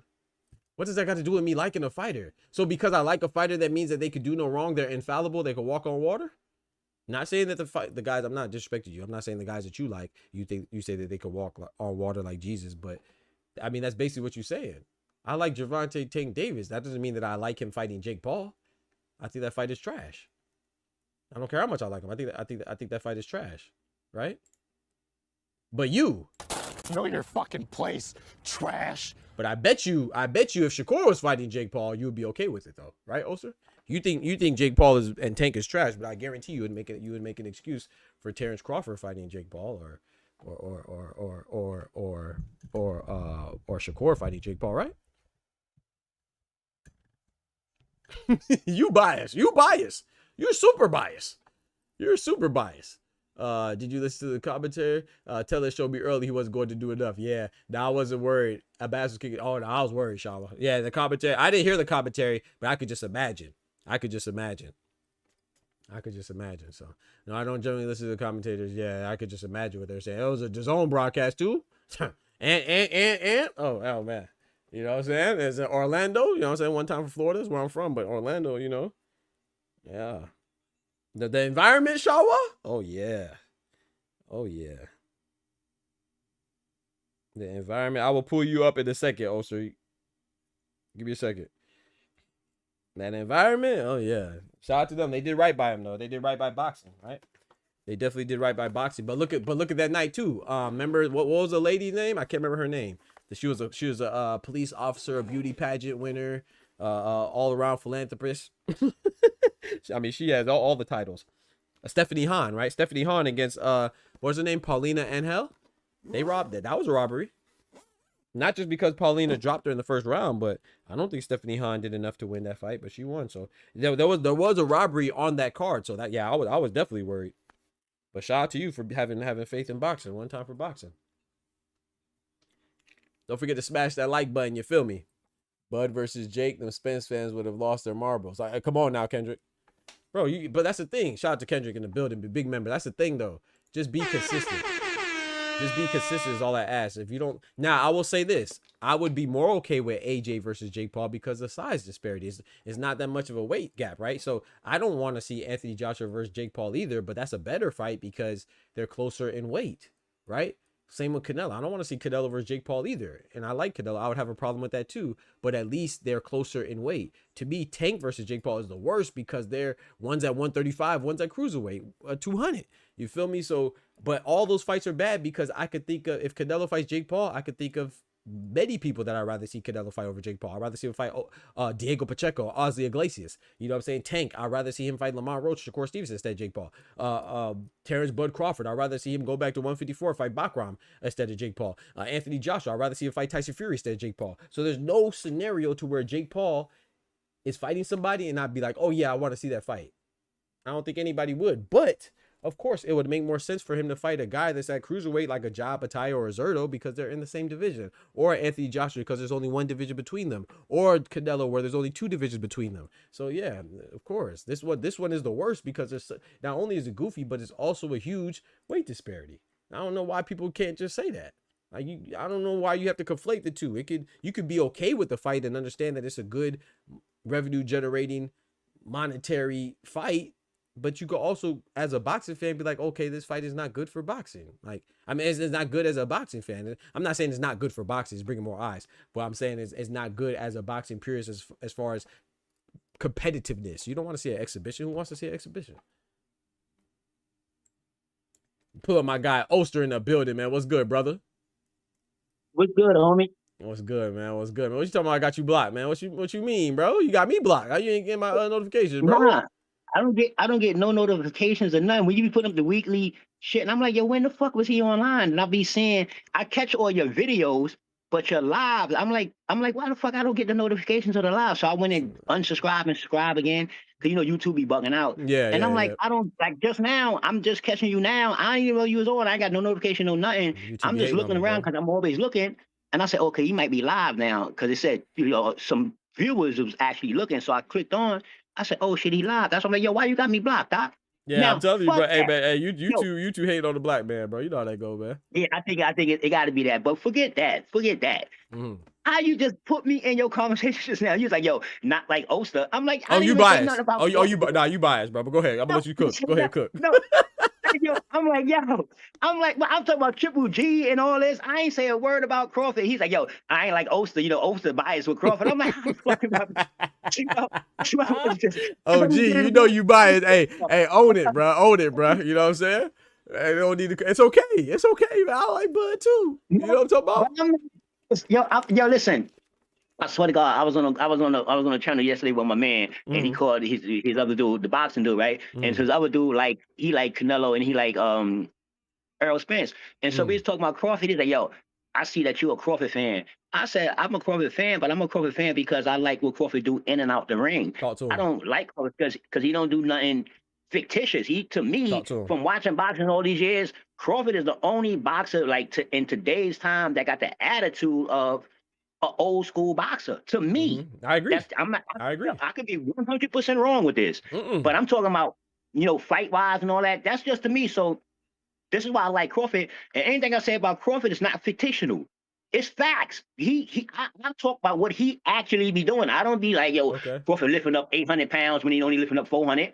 No, whatever he doing it. You know what I mean? I will say this though. I will say this to defend you. I mean, you know, if you're gonna like any fighter, I think Crawford is a guy. You know what I'm saying? What is there not to like? It's like, to me, it's like, what is there not to like about Crawford and Usyk?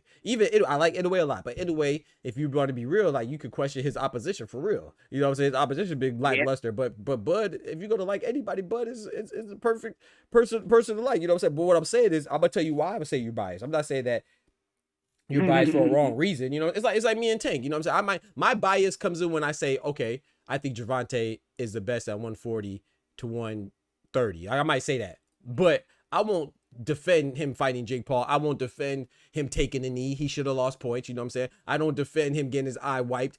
But you see, but somebody who's biased, like on the Pro Box card that we were talking about earlier, shout out to D1, the Pro Box card, and probably this is why probably my knowledge gets on my nerves. He was like, oh, I don't know if you can't get your eye wiped unless you're Gervonta Davis, which is right, but we all know that that's wrong. Number one, you can't do it. It's just the referee made a blunder. You can't blame the fighter for that. But number two, we just saw Jack Catterall most recently get his eye wiped. Oh, but they don't really watch boxing, right? Or do they just have a vendetta against Tank? You see what I'm saying? Jack Catterall happened more recently. So once again, is that we don't Yeah. care about the action. We care about who's doing the action. It's not that they care that he got his eye wiped. It's that it's Gervonta Tank Davis. And you don't like Gervonta Tank, not you. I'm talking about the person who said it. They don't, Paulie Malignaggi doesn't like Gervonta, so they're going to focus on him getting his eye wiped. What the heck did he have to do with the pro box fight yesterday? But because he's a popular fighter and people don't like him, so of course you're gonna be, bro. There's times all the time, like even when he took that knee, like I said, the fight with Zhang and Cabello happened right after that. The very next week, Zhang took a knee and Zhang got knocked down and the referee missed it. We didn't make a big deal out of it because nobody really cares about Zhang, but Tank we care about. So it's got. No, that's what I mean by the bias. So that's what I mean. No, but you know what I be saying. What I be saying about the bias is like I got the same description to you of it, but I'm just saying when it comes to the names, like this is where it play, because people say in the front end, oh, this is such and such, that's Tank, such he get this fight, he get that fight. Not just talking about Tank in particular, but I'm just saying the names it play, because some people play narratives. They use big name in the front, and then when something happens, they use the big name like, oh, now it's bad. You know what I mean? So this is why they come at Tank, because you came in as Tank. You cannot do certain things that other boxers could do because yours will be exposed. You know that. This is why they be talking great about power that comes great responsibility. responsibility. You know what I mean? I agree. Yep, I agree. Yeah. Heavy as a head that That's why wears I the say it's crown. good for the gander. Yeah, it's good for the goose and good for the gander. You know what I mean? It just works both ways. So when you're on that pedestal, and this is one of the reasons why I like Crawford. Because everybody, and opposed to, and I'm not being racist, opposed to being a Black American fighter, that play a part too. I mean, for right now, because absolutely, you know what I mean? I didn't see it in the past. Since damn near Ali. I'm not saying none of the other champions was champions, but Crawford is the only one that I can like. Damn, this feel like old school boxing. It feel like old school boxing. Always the underdog. You know what I mean? This feel like old school boxing. This how the greats be the greats. And this is why, like I say today, in the beginning with Crawford, it was all this and all that. And this is why I like the underdog that come up and really perform. Because I've been a Crawford fan for a minute. You know what I mean? So it ain't like I'm not saying he's the best fighter. He'd beat anybody. I'm not saying that. But I'm not mad at that. I think that's cool bias. You know what I mean? I think that's good bias. Okay, so I'm glad you said that. So I want to give you. I'm gonna pull up Thomas, and then I'm gonna pull up everybody after. So I'm gonna let Thomas get his 3 minutes. But I want to say this to you. Okay, so my example of bias is not you thinking that he's gonna win, or anybody thinking they're gonna win. I mean, I think that's cool. But I'm gonna give you an example of your bias. What did you say about Boots when Boots fought Canelo or trained with him? Sorry.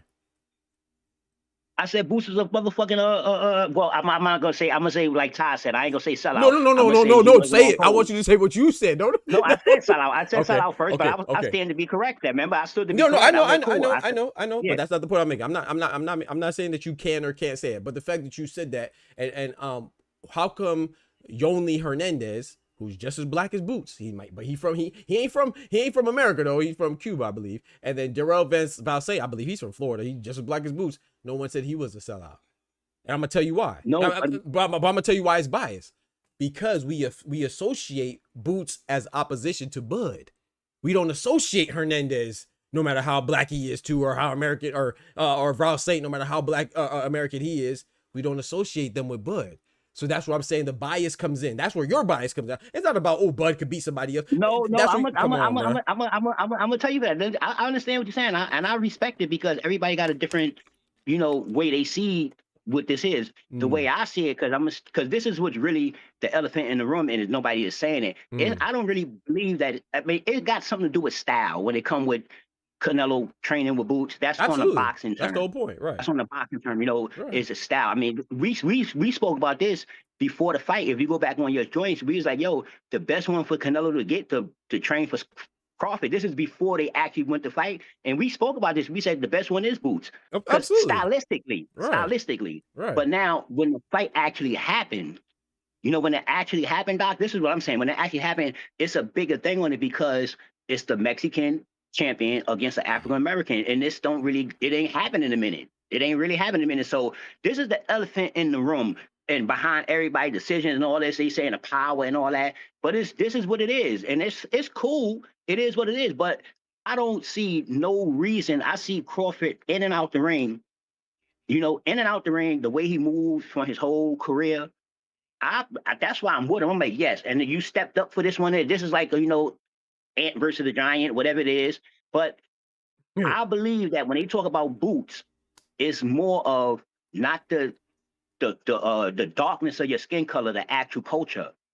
This is what I'm telling you. This is what people and that is makes it really sticking with. worse. Like, yo, Right, and that no, makes it it makes it worse. worse for for people. I mean, but everybody is different. That's why No. everybody. When I say worse, I'm saying it makes it less legitimate.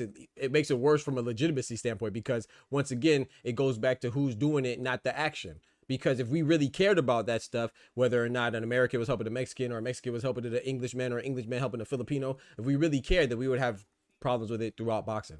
Like I said, Lester Martinez is from Guatemala. He's in Bud's camp. He's American. What's the problem? Lester Yeah, but Martinez. What's the problem, bro? Like you said, no. it's because I it's get what you're Canelo saying. and Bud. But yeah, I'm gonna pull up. Let me pull up Thomas, man. I'm gonna pull up. I'm gonna pull you back. I'm gonna just let him get his time, and I'm gonna pull you back up too. All right, bet all day. Bet. Mr. Thomas in the building. What's good, brethren? Mr. Thomas Hill in the building. Oh, Thomas ain't there. Thomas ain't there, y'all. Thomas ain't there. Houston, we have a problem. Pat could literally be criticizing a fighter for the very same thing. That I am me. Shout out to my brother right there, man. Thomas. I just forgot that I got to push to talk. I changed my setting to push to talk, so I'm talking, but I ain't green. Okay. We good now. Talk to me, man. I like that comment that you put on there too. Your last comment. Man, I'm gonna be real, man. I ain't tooting my horn, but all my comments be saucy, bro. Hey, talk to him. That's too much sauce. Hey, you know what I'm saying? I'm dancing like my man Tank and AB, dog. You feel me? Step in the building and I'm feeling myself. No, just kidding. But that's what really be the thing. Like if you think about it, who are the people who are ducking? They usually got an affiliation or association with the PBC. Come on now. Al Hank. So like, you know, people can cage it or brace it any way they want.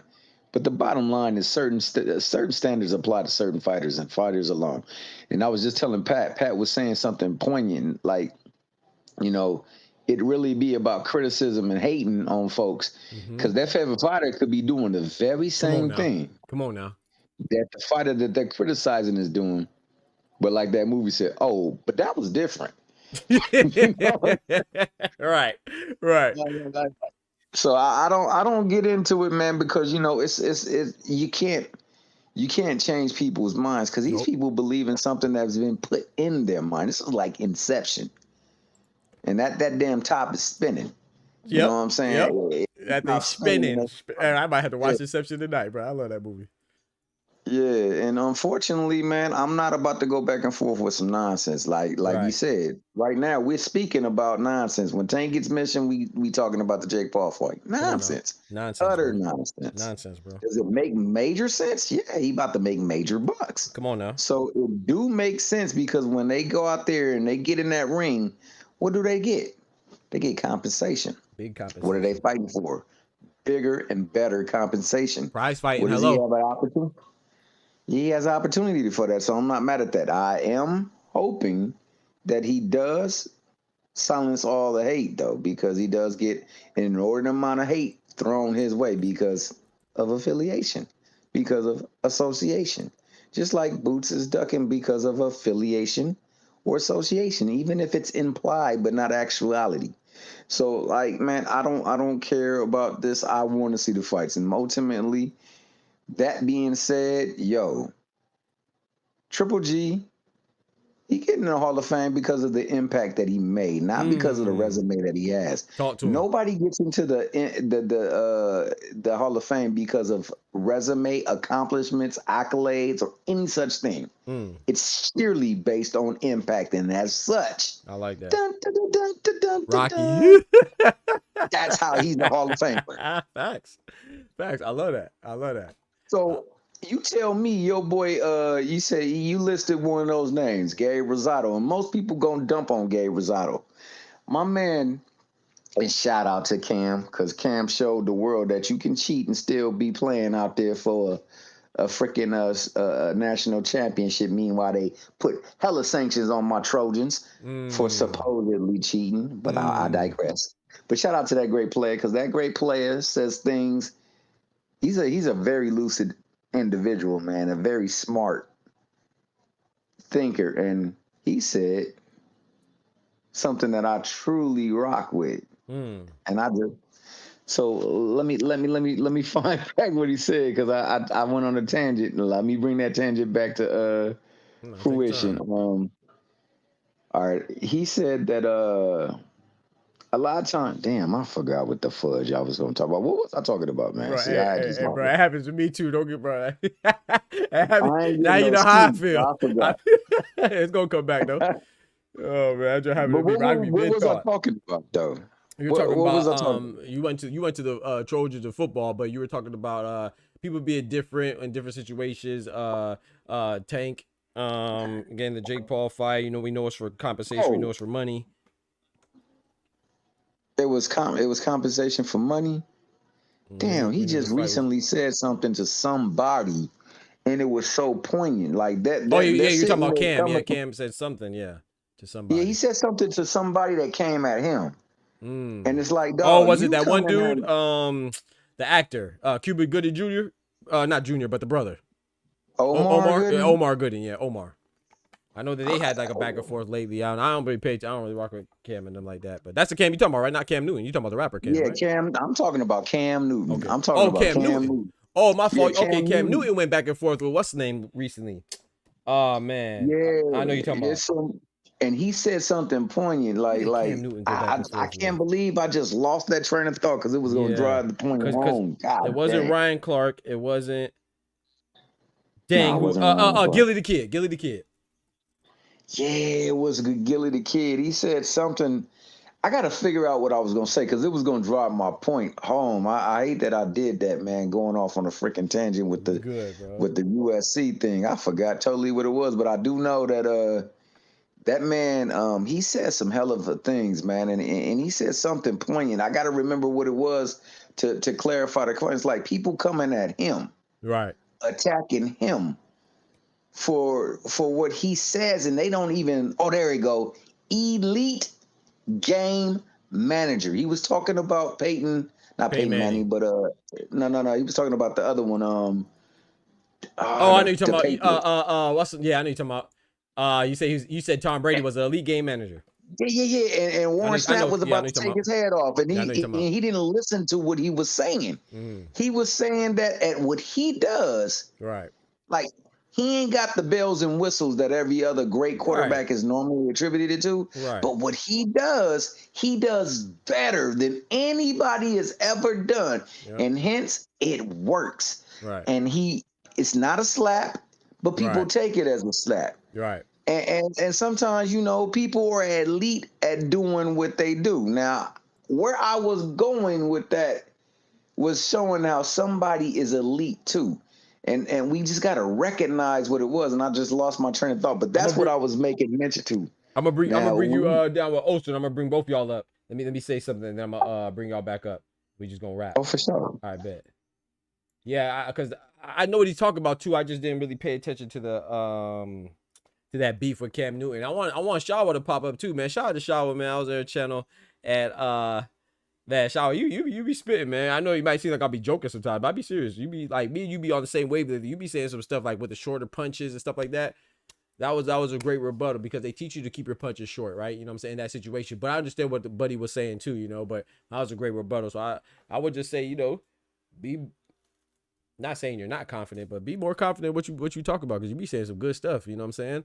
For real. I'm not even joking. I know I be saying stuff like I'm just joking, but I'm serious. Yeah, pay-per-view on the zone. That is nasty. Yeah, that's that very nasty work. I want to talk about speaking of the exhibition, and then I'm gonna pull the gentleman back up. And anybody else could call in, man. The Discord is there. Please join the Discord. Check this out. Floyd Mayweather and Mike Tyson. Floyd Mayweather. Let me say it again. Floyd Mayweather and Mike gosh dang Tyson. Oh shoot, I need to be watching the boxing too. I keep forgetting. Shout out to Shaw. I was just watching it before I went live and I forgot. You watching the Matchroom card, right? But yeah. Mike Tyson and gosh dang. Oh yeah, you ain't got pop up today. You ain't got pop. I was just saying in general. But Mike Tyson and Floyd Mayweather.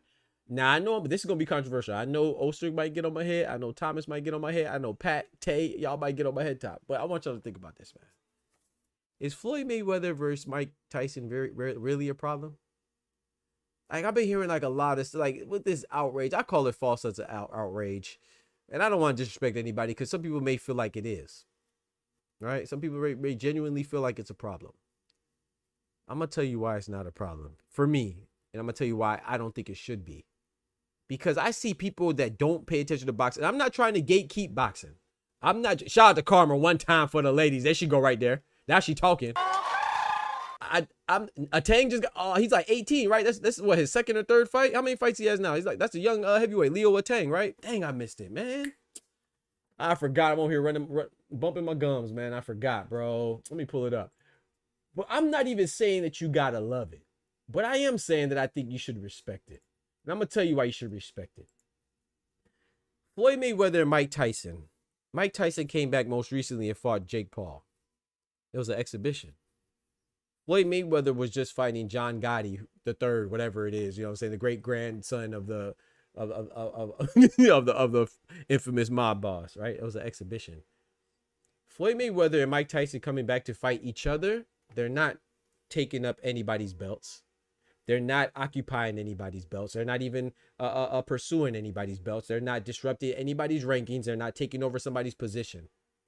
Manny Pacquiao just came back and fought Mario Barrios for his WBC belt. What about the other guys that are ranked at 147? He's about to get another title shot, presumably against Rolly Romero for his WBA welterweight belt. What about the guys that he's taking the opportunity from? And I'm not knocking Manny Pacquiao. He deserves it. Like I've been on record saying this too. He's a legend, man. Certain legends deserve certain concessions, in my personal opinion. But Floyd Mayweather and Mike Tyson, they're not taking over anybody. They're not stopping anything. If anything, they're bringing more eyes to the sport. That's number one. Number two, which is more important to me, that is our job. That's my job. That's Shawa's job. That's Oster's job. That's Pat's job. That's Karma's job. It's our job to make sure people recognize that this is not boxing. Like, I've been seeing people that don't watch. Like I said, I'm not trying to gatekeep anything because you enjoy it how you enjoy. If you want to watch the WNBA only when Angel Reese is played against Caitlin Clark, the Chicago Sky versus Indiana Fever, that's cool. If you only want to watch it when it's Asia Wilson and the Las Vegas Aces going against Breonna Stewart and the New York Liberty, that's cool. But also, you shouldn't talk like you've been watching all the games throughout the season. You see what I'm saying? That's wrong too. If you just want to watch the Super Bowl, that's cool. But don't talk like you've been watching the NFL games 1 through 16, because now you just faking the funk. And I don't like nothing more than a perpetrator and a faker. You see what I'm saying? I think that and a pretender. Like, this is not boxing any more than the big three is the NBA. That's not, when you say that this is boxing, you're implying that this is like the top of the sport. No, this is an exhibition. It is not boxing. Just like the big three with all the retired former basketball players is not the NBA. With Steph Curry, Luka Doncic, LeBron, and Giannis and them. It's not the same thing. They might be playing the same game in some way, shape, form, or fashion, but it's not at the same capacity. It's not the same level. It's different. So this is the exhibition between two former fighters that are both were accomplished, legends of the sport, and they're retired now. So they're coming back to enjoy some more fruits of their labor. This is not the same as what we expect Shakur and Tank to be, or what Canelo and Bud will be, or Usyk and Fury would be, or Beterbiev and Bivol was, or Morrell and Benavidez was. This is not the same thing. Or what O'Shaquie Foster and Stephen Fulton is going to be. This is different, bro. It's like a sideshow. It's like, and then people say, oh, this is why Floyd is messing up boxing. He's not the founder of exhibitions. Shout out to the greatest right here. Muhammad Ali did exhibitions. Oscar De La Hoya versus Shaquille O'Neal was an exhibition. What are we talking about? So, like, if you're gonna make these emphatic, profound statements, at least be correct and know what you're talking about. Don't tell me that Mike Tyson versus Floyd Mayweather is what boxing is and it's ruining the sport. No, the fact that you only watch boxing when it's Floyd Mayweather and Mike Tyson, or Mike Tyson and Jake Paul, you're ruining the sport because you don't really like boxing. And you're trying to make it seem like this is why you don't like boxing. No, bitch, you just don't watch boxing. And that's okay. But don't watch it over there. Don't come over here like, oh yeah, I know what boxing is, and this is why boxing is bad. Boxing is a joke. What are you talking about? I just watched a great fight yesterday on Pro Box. That was phenomenal fights. You didn't watch it because you don't watch boxing. So you're the problem that you're talking about. I don't understand it. There's nothing about Floyd Mayweather versus Mike Tyson being indicative of what boxing is. That's not what it is. That's the aftermath of boxing. What are we talking? So I don't have a problem with it at all. as long as it stays what it is. They're not fighting for the WBC belt. They're not fighting for the WBA, WBO, IBF, IBO belt. They're fighting. They could go fight in their backyards and invite cameramen over to go watch, and people will still turn up. And that's all it is, bro. So if you confuse and conflate Jake Paul versus Mike Tyson with what boxing is, and that's on you. That's a you problem. That means you don't really know shit about what you're talking about. And it's okay not to know, but you should be. It's okay to be stupid, but be stupid and quiet. UFC and boxing should do a crossover full of exhibitions. Yeah, it's like saying that Francis Ngannou versus Tyson Fury is boxing. No, it's not boxing. It's an exhibition. Well, granted, they weren't exhibitions, but you know what I'm saying? Like, because somebody said that, Floyd Mayweather versus Conor McGregor is the cause of this. Floyd Mayweather and Conor McGregor happened in like 2017. Oscar De La Hoya and Shaquille O'Neal happened in like 2009. and number one. That's number one. Number two, Floyd Mayweather versus Mike Tyson is an exhibition. Floyd and Conor McGregor wasn't an exhibition, and I thought that it should have been an exhibition because I thought it was trash. You know what I'm saying? To count as your professional fight. When Manny Pacquiao, who's a Hall of Famer, couldn't beat Floyd. Miguel Cotto, Hall of Famer, couldn't beat Floyd. Canelo, Hall of Famer, couldn't beat Floyd. We expect Conor McGregor to beat Floyd. So I thought that should have been an exhibition. But the point that the person was trying to make is that Floyd Mayweather versus Conor McGregor is what started the exhibitions and the nonsense, and that's just not true. You don't remember that I don't even remember who it was, that guy that was laying on his back trying to kick Muhammad Ali. That was an exhibition. What are we talking about? They've been existing. Just because you didn't pay attention don't mean that it's never happened. You know, Tyson versus Mayweather is a precursor, unfortunately. And I spoke of this when we found out about the Jake Paul shenanigans. Yeah, it's bad, like the timing, and especially because Tank is Floyd Mayweather's protege. And like I said, I would never defend Tank and Jake Paul because I think, but this is different. Tank is worse because Tank is in the prime of his career. We're talking about a guy who Floyd is what, 48 years old? Mike Tyson's 58? Like, come on, bro. Like, this, like, that's not boxing. Like, this is an old man. You see what I'm saying? I'm not saying old in life, but old to be a professional athlete. We call LeBron old. LeBron's 40. We call Beterbiev old. Beterbiev 40. We call Deontay. Well, not too many people call Deontay Wilder old, but we should. He's 39. We call Usyk old. He's 37. We call Bud old. He's 38. Mayweather is 48. This is not boxing, bro. This is an exhibition. It's a show. It's not boxing like the epitome of the sport. There's no belt. There's no accolade. There's no championship. There's nothing major at stake besides a fun show that people are going to watch. So, yeah, I feel like you could get mad at it if you want to, but I don't think there's anything wrong. I think people that are mad at Floyd versus Mike Tyson, especially if you're working as a former fighter, like in a professional capacity as a commentator or pundit, I think you're just jealous that you don't have that opportunity. Now, if Tank versus Jake Paul, I get that one, you know. I understand it because Tank has a belt. He's occupying the belt and he's kind of holding it hostage and he's not even really fighting another boxer. I get why you're mad about that, but Floyd Mayweather versus Mike Tyson does nothing bad for boxing. In fact, you could argue that it does something good because it's bringing more attention to the sport. Now, if you want to say, oh, anybody that has a fight around that date, whenever they're about to fight, you could say it's taken away like that. But there's always date clashes. I mean, Lil Baby just pulled his album back because he was scared Justin Bieber was going to drop on the same date or something like that. And that's music. There's always conflicting dates. That's just life. What are we talking about? Makes a mockery of the sport? I disagree. It's if you consider that boxing, that means you don't really know boxing. It doesn't make a mockery of the sport. I mean, every time somebody picks up a basketball and plays one-on-one, is that indicative of what the NBA is? That's stupid. So people can't race. So every time I Show Speed races somebody, didn't Speed just race Jaylen Brown? So every time, and then he race Noah Lyles, is that making a mockery of track because he's racing a track star? No, you should be able to separate in your mind that this is just a joke and the other one is professional. Noah Lyles racing Show Speed has nothing to do with Noah Lyles racing Usain Bolt or chasing Usain Bolt's records. Like, people just want to be negative all the time because they're probably insecure with themselves and they feel unaccomplished in their own lives. There's nothing negative about Floyd Mayweather and Mike Tyson. Has nothing to do with me wanting or not wanting to see the top guys fight in real boxing. So it's not the same. Every time somebody does another sport, every time somebody gets behind the wheel and drives NASCAR, we don't say, oh, this is making NASCAR look bad because somebody else is driving a car fast. Like, we don't do that in any other sport. There's no other sport that we have like, oh, this is what boxing is. We don't do that in any other sport. But anytime somebody boxes, oh, okay, I'll just make boxing look bad. What? They're retired, bro. They're damn near geriatric.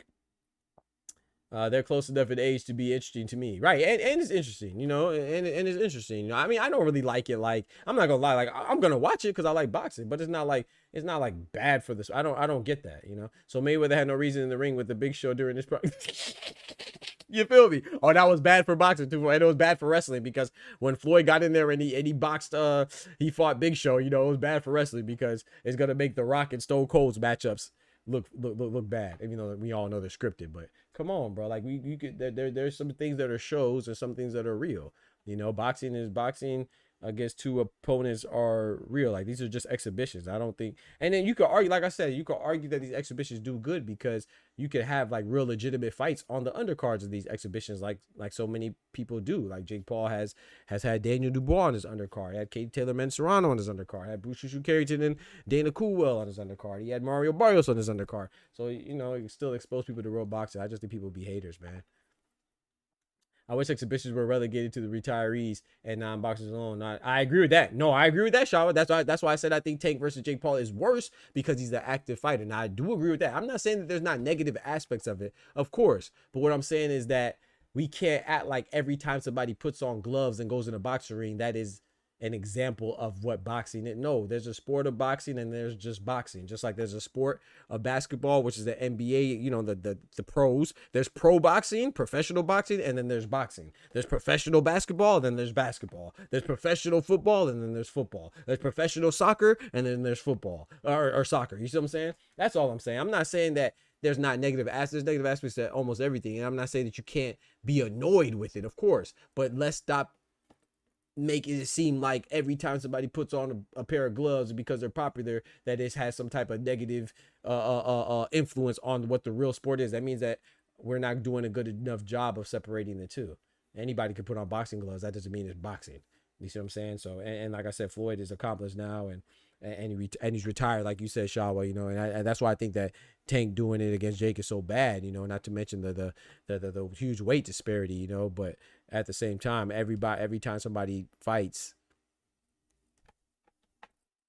Let me pull up Ty real quick, and then we're gonna pull up everybody. My guy Ty in the building. Were you talking back there, bro? Want to pull you back down? Yeah, I wasn't yapping back there. Okay, my guy. What's good, brethren? And I'm out in the back listening to the show. Say it again. So I'm out in the back. I was listening to the show. Hey, I appreciate you, bro. I appreciate that, man. Hey, man, your comment. Hey, don't make 2 cents beat me up, man. She try to beat me up, I'm calling you. I'm gonna phone a friend. I ain't gonna lie, that comment was too funny. That man said, "Nah, if Tank do it, it's I'm doing what he." But the crazy part is that's true. They gonna say something crazy, and they not even gonna realize that they're saying something crazy. Go ahead, though. Nah, it wasn't too crazy. Remember, he a devout Muslim now. I know. Yeah, so you'll do what he is a part of the culture. Yeah, exactly. Nah, that is crazy though. Hey, man, what you think about my take on Floyd and Mike Tyson, man? What you think, man? You think people exaggerate how bad it is, or it's really bad for boxing, truly bad for boxing? It's an exhibition, man. Two old dudes. Come on, man. Thank you, bro. Old dude. The one I had a problem with was trying to think what their names was. The two retired fighters. Recently? Yeah, they fought in Jamaica. They fought in Jamaica? Yeah, I'm trying to think of their names. Oh, you talking about was that in Jamaica? I know you talking about No, I don't know what you're talking about because the Ike Ibiuchi, that wasn't in Jamaica. So I'm thinking about somebody else. No, not them. Yeah, you not sure. They were both in their 50s. I'm not sure. Oh, was it Mike McCallum? Did he recently? I don't know. Yeah, okay. But go ahead and make your point though. With that one, they actually put that on their records.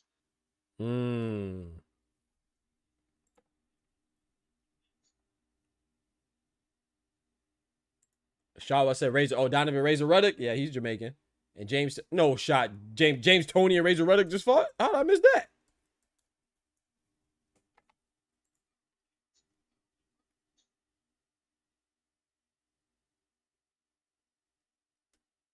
Nah, it wasn't Donovan. It wasn't Razor Ruddock. I'm looking at his thing right now.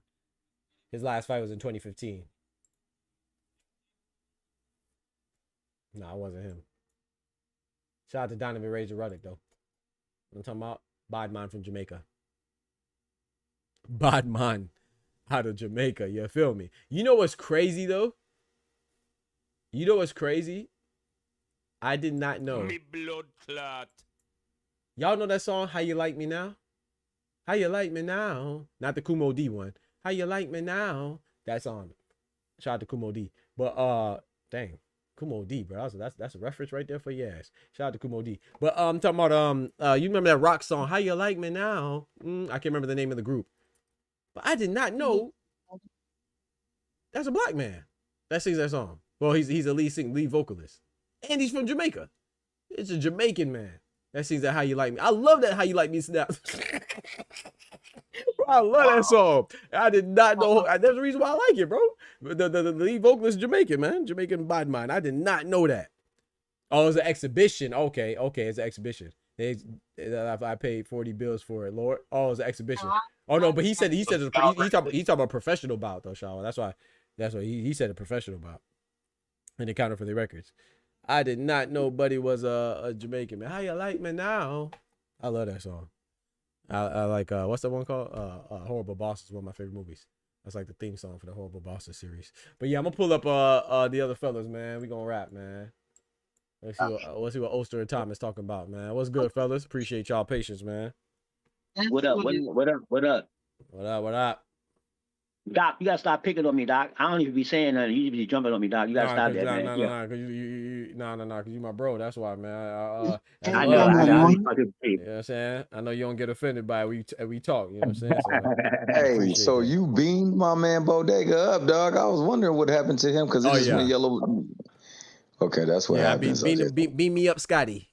Beam me up. Yeah, he was up in here, said yo, and the next thing you know, he was gone. Mm-hmm. Damn. He went to the cornfields. Cornfield. Shout out to Fredo too. I know Fredo got to be trolling, man. Ain't no way. Shout out to Fredo. He had some funny comments today. I'm like 15 minutes away from the crib. Then I'm gonna hop. All right, bet Tufo. I gotta pull up this fight. I keep forgetting. Y'all watching it? Y'all watching the matchroom joint?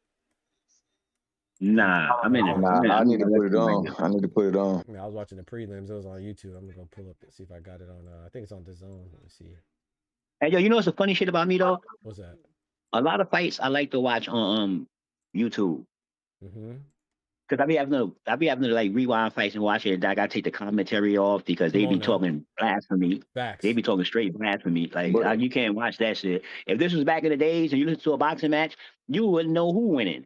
The way these motherfuckers be talking. You have to be on the radio, Thomas. Maybe you have to be on the radio and listen to this shit. You be like, yo, hell yeah. Yo, you'd be like, yo, what's up? Like, but the person calling the fight on the radio used to be true to the damn sport, though. It wasn't right. Biased. Now it's just everything's biased. Everything's on who you affiliated with, who you signed to. What company? Like, it's crazy, bro.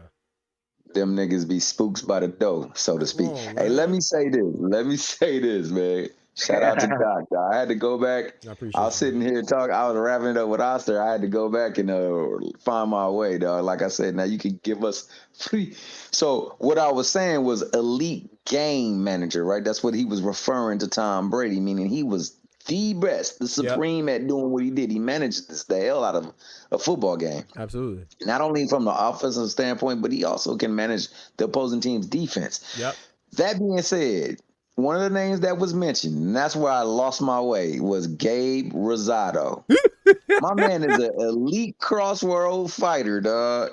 He has a place. He has an impact on the sport, dog. He deserves Hall of Fame worthy in nominations, man. Stop it, bro. Stop it, Thomas. My man has an impact. Bro. Stop it, bro.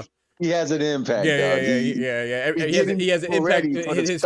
His face has an impact on everybody's fist that he fights. Stop it, man.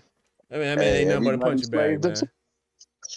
I used to like Gabe Rosado, but you can't tell me, bro. Like, you got to have some awareness, bro. Like, you can't be disrespectful to Devin Haney and what he's done. Whether you like him or not, you got to have some type of, you know what I'm saying, reverence for him. And, you know what I'm saying? You can't be dismissing him like he trash and all that stuff, and you haven't accomplished half of what he accomplished.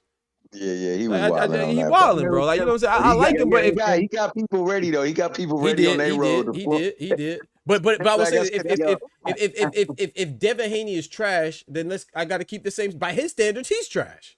That's all I'm saying. I like Gabe Rosado. But if Devin Haney's trash by his own standards, Gabe Rosado's trash.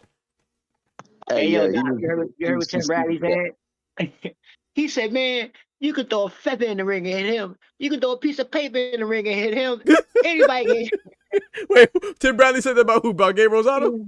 Yeah. You feel Tim me? Bradley is a funny You feel me? He's a funny motherfucker. You feel me though? He be He's unfiltered now that he's off of the corporation. So now that he's not protected, Oh yeah, he going and now crazy. that he got a part of the script, he going to say what he feel now. Yeah, he going crazy. Yeah, Tim be wilding. That I'm telling you, I'll be listening to Tim. He be like, okay, it's Tim again. Y'all know I'm crazy. Yep, I don't I'm give off a my fuck. meds But I'm again. saying this, yeah, I'm on my meds again. But Tim is Shout out to Tim proof Bradley. positive of the spin cycle and how it's at play when you're rolling with affiliation or a side. Mhm. And he's also proof positive of why certain people get called certain things or get treated certain ways, dog. Yeah, I didn't really care for him on the top rank joint. He's like, man, he said, man, I wish I could announce that fight. I wish I could be the commentator. They ain't fucking with me though. Yeah, so before the conscience of reason, the voice of reason come and start speaking again, let me go on and say this. Yeah, I see you come off that. Let me say this, dog. What happened, bro? What happened? Yo, bro? because Bodega was about to speak. I know he about to say something to blow all that itch up. Hey, my man Paulie is a bona fide, and I say bona fide hater, dog. I swear to gosh. Come on, Not God, but gosh. Yes, sir. My I do the same man thing. I do Tank the same had to thing. have some affiliation in that side piece swapping that one night with Adrian Broner, because that Mickey Freaky just looks for ways to take digs Yeah, and shots at had to, Tank, bro. You know, my side piece. No, That's my side listen. piece. I'll give Paulie a curve. Though. I ain't gonna hold you. I give Paulie a curve. No, you know why I give him a curve? Why? Because he's a hater.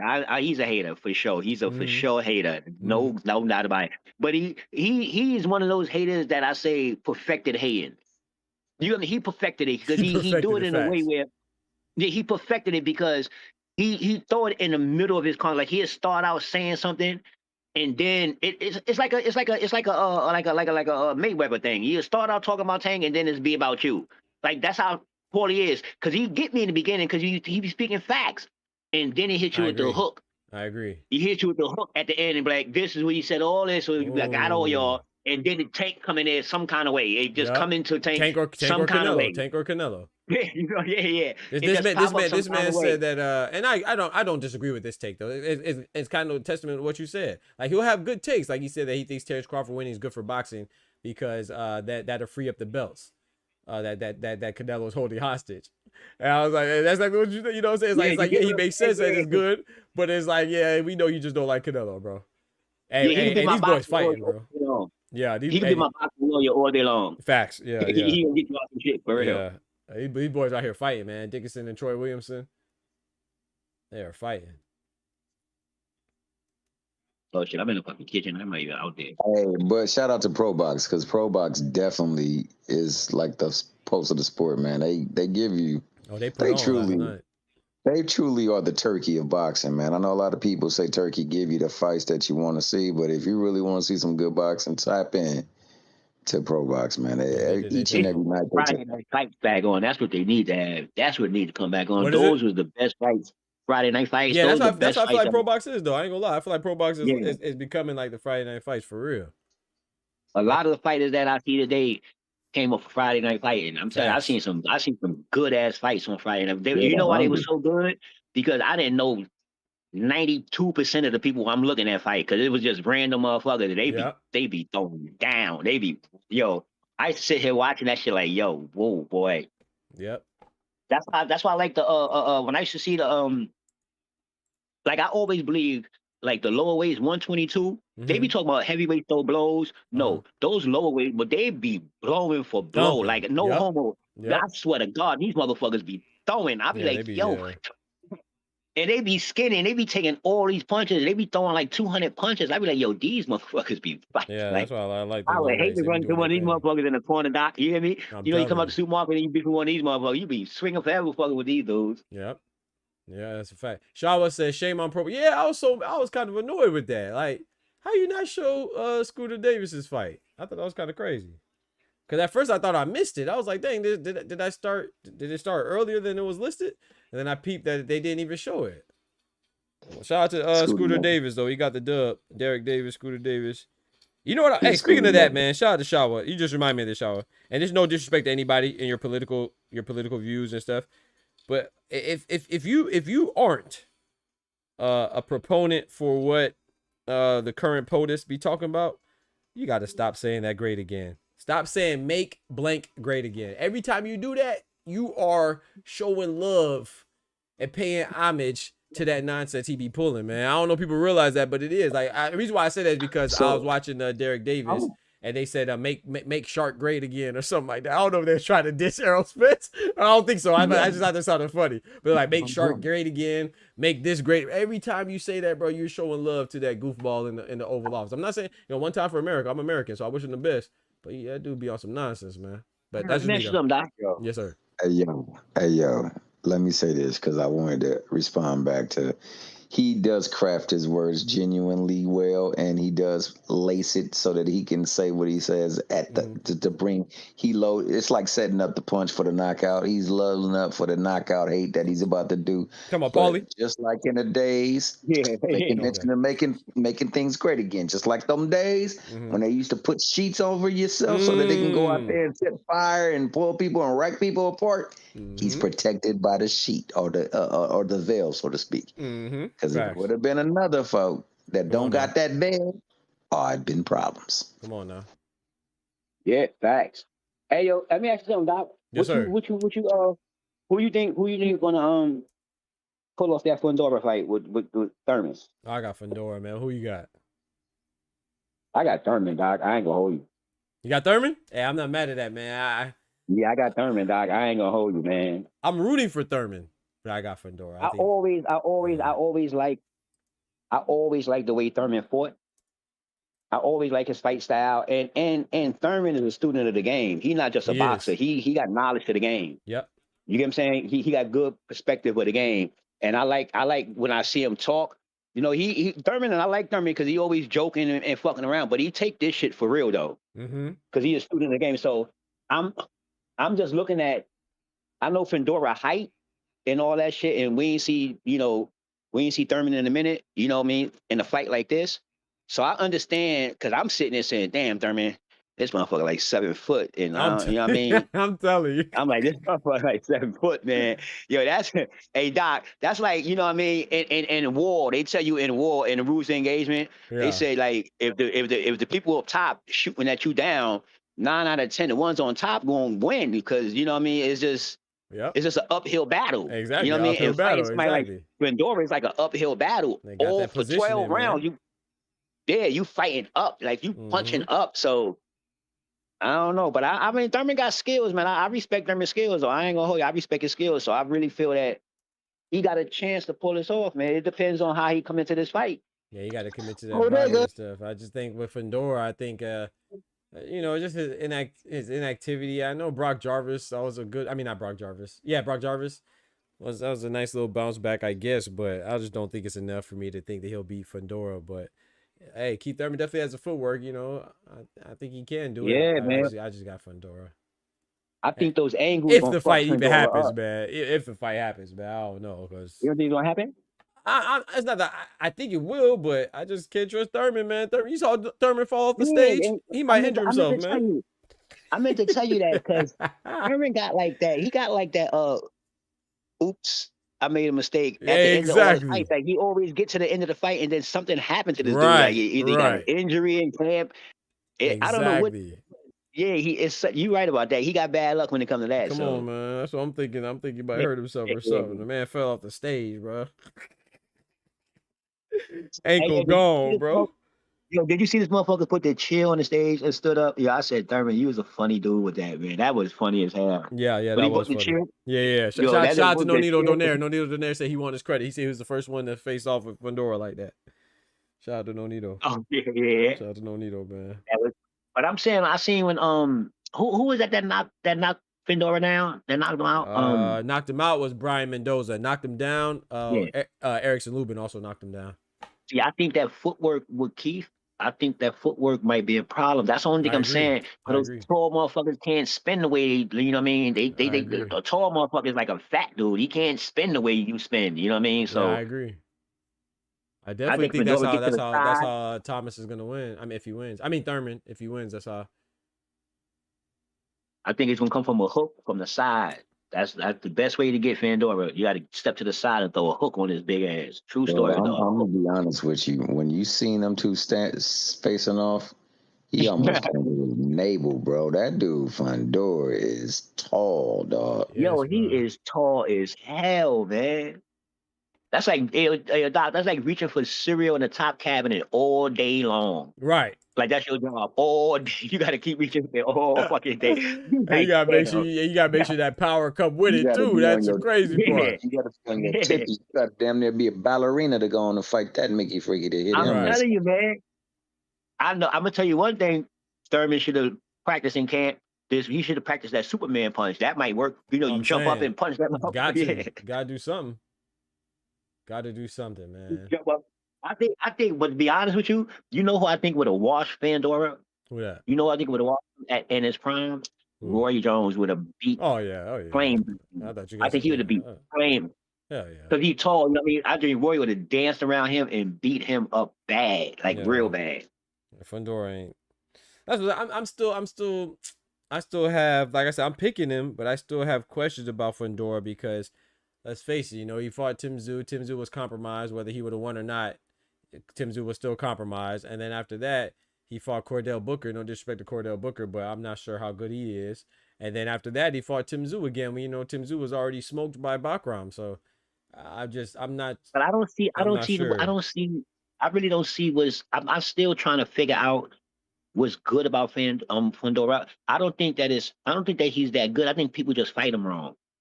I really think people fight him wrong. I don't think that I mean, he's a good fighter to be, you know, in the ring, 7 foot or whatever, how tall he is, you know, but I don't think people fight him right. I swear, because I don't see nothing special in him. Like, I don't see nothing for him to be that tall. I don't see a specialty in him. My man was tall. giving Lou Alcindor vibes up in the Game of Death. Was it the Throne of Lou was it the Game of Death? Alcindor. When Bruce Lee had to fight him. What they call? I know you're talking about. You had to go at that pagoda and go fight him. He was you see what I supposed to. mean? He did look like he was 7 feet tall when you said that. I was like, yo, he did give off those Lou Alcindor vibes. He was thin and tall, dog. Yeah, I like Fandora, Yeah, but but you know, I'm not fully convinced. But I do think he's good though. I do think he's good. I just don't know how good. yeah, like Tank is small, right? Tank is small. Tank is like 5 feet. If you know, just want to say 5 feet. But his specialty, Tank got power, and so we know him for being small, knocking motherfuckers out. I'm just saying Fandora don't have a specialty for being that tall. Do you get what I'm saying? He's not like the best jabber. He don't got power hooks. He don't got nothing. He's just a regular fighter. So I think that other fighters don't fight him right. About? He got that Hadouken. No, Hadouken. He got that Hadouken. Hit you with that uppercut. Oh, you know, I'm just saying, but the beast, you know what I mean? Like the B, all right, say Foreman. I remember Foreman. Foreman was big, slow, and all that. But he was known, if you get too close to me and I catch you with this short little hook, this little jab hook, you think is a little body punch, I guarantee I'm gonna knock you out. Guarantee you. Facts. Now, you see with Michael Moore, he beat the living. Yo, he beat Foreman bad. I ain't gonna hold you. He beat him up bad. But Game that's of Death, Al Booker said. Thank you, bro. Not bad. Oh, sorry. I did say the Game of Death, right? You did, yeah, you did. Yep. No, you did. Yep, you definitely did. You know, I ain't had no sleep, so I'm on depredation mode right now. I'm not thinking clearly. No, you definitely. But I'll tell you one thing though. He definitely Thurman. If Thurman does win this fight somehow, it sets up intrigue for that Spence Thurman matchup finally, huh? Man, you think so? Hell no, bro. Spence better not fight that man. That's one thing I will say. I don't care what people say. Don't fight that man, Spence. Stand on principle, man. Fuck that. Man, I mean, I'll be honest with you. Spence little workout, it ain't look good to me. No, I'm just talking about because you know Thurman was supposed to fight him a long time ago, man. Spence said I go to my grave before I fight Thurman. And I don't blame him, man.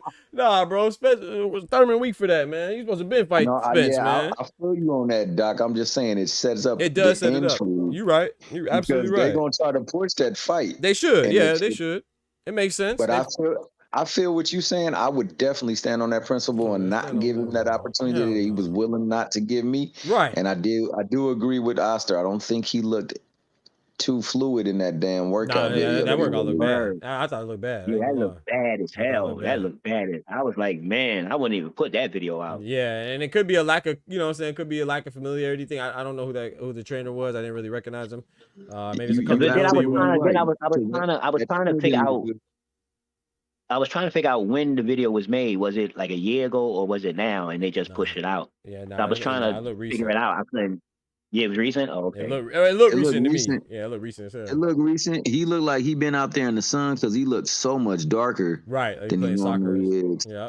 And he's he's a lot more fuller now, so you could tell that it's not him cutting weight or anything like that. I don't think that the trainer was any good. I will admit that, and I don't think that had a bearing on the way that he moved, though. That was without his movements. His movement was bad. Oh my, bro, they are exchanging some shots. I agree with you, Thomas. Yep, they moving look bad. Shot Pat said, Boots and Xander beats Fedor right now. You think? I think Boots does. Xander, I want to see him grow a little more. But yeah, I think he definitely has the skill set to beat him for sure. Lack of familiarity, yeah, I think so. I think it's just familiarity with the dude. You think? Booker said, I think it's just lack of familiarity with the dude holding the pads. Yeah, that's what I'm kind of thinking too. That was his friend. Okay. Yeah, shout out Comer. She said that's his friend. That's his friend. Okay.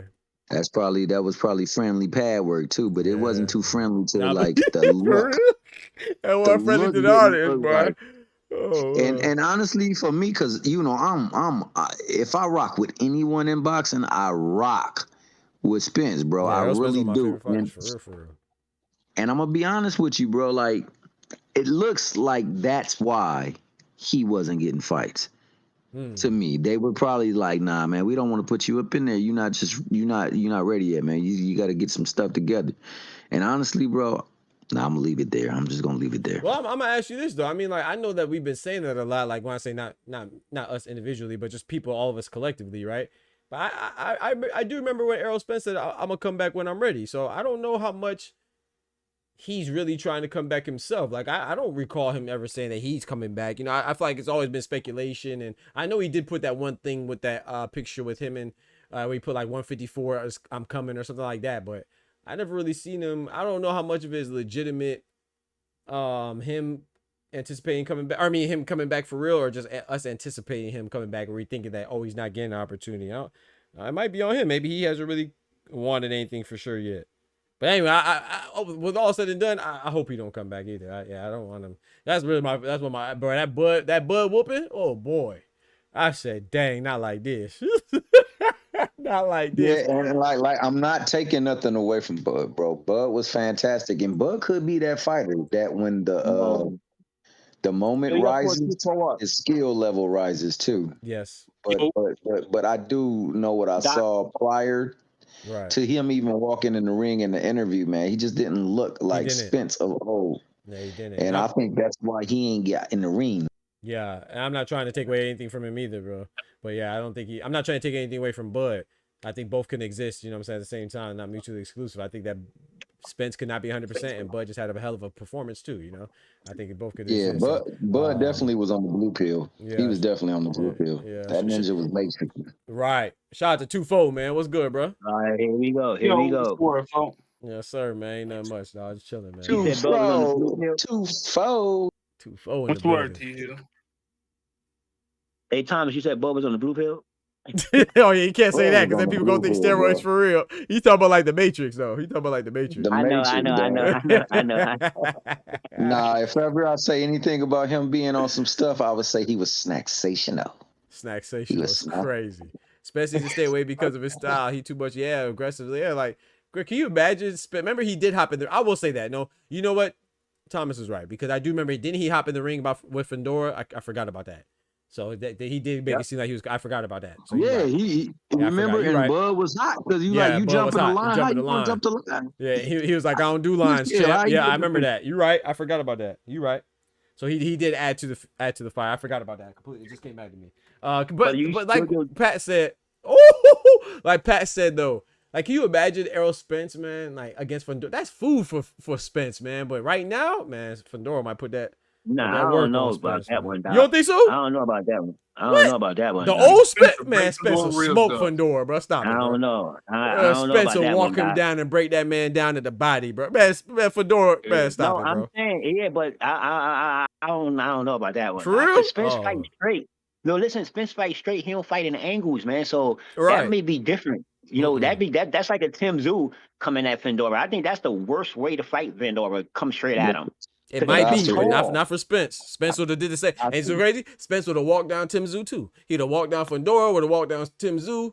He'd have walked down guys. I think Spence would have fucked Tim He Tszyu would up. have done Zoo dirty, but I'm gonna tell you like this: if your boy the Hammer would have used some body work, come on now, he could have got Fedora come on out now, of there, dog. Come on now. Yeah. It was that swelling, man. Messed around and blew his nose or whatever he did to get that swelling. No, I don't want to take away from Fedora. That was a good win, but yeah, Lubin dropped, and that's why I agree with you, Oster, that Thurman has a very good chance because of when Lubin dropped him. It's like Fedora be getting hit too much to be so have those physical characteristics, man. He's not he doesn't avoid getting hit now. Go ahead, Thomas. I mean, you too tall. You ain't got too much Shout out balance. to you, bro, tall. because I wanna thank you for that, man. Because a lot of people were saying like, "Yo, he broke his face like that," but you're right. It was him blowing his nose. Come on, man. That's what I think at least, because that looked crazy. I appreciate it, bro. Yeah, but you know, Fedora, he tall, so if those tall motherfuckers ain't got too much balance. Yep. They too tall. They ain't got a lot of. If you catch that motherfucker right on an angle, boy, I'm telling you, you step to the side and catch him for those hooks. I'm telling you, he's liable to going down, dropping like a whole tree. Yo, for real. See, Tim Tszyu came straight at him. That's why I say with Spence, I think Spence will beat him at the end, but I think it'd be because Spence come right at you and Fedora will like really jab and hook and uppercut. That motherfucker tall, man. You know, his hooks is like a jab. He tall as shit. Yo. Yeah, he is tall. What you were saying, Tufo? Let Tufo get in there. I think you saying something. Bodega. It was Bodega. Oh, it's Ty. Okay, I thought it was Tufo. My bad. Yeah, you know, I heard some blasphemy. Oh, you skipping out, bro. I couldn't hear you. You say Let me try this. Yo, yes, y'all sir. sound better? Yes, sir. Much better. Yeah.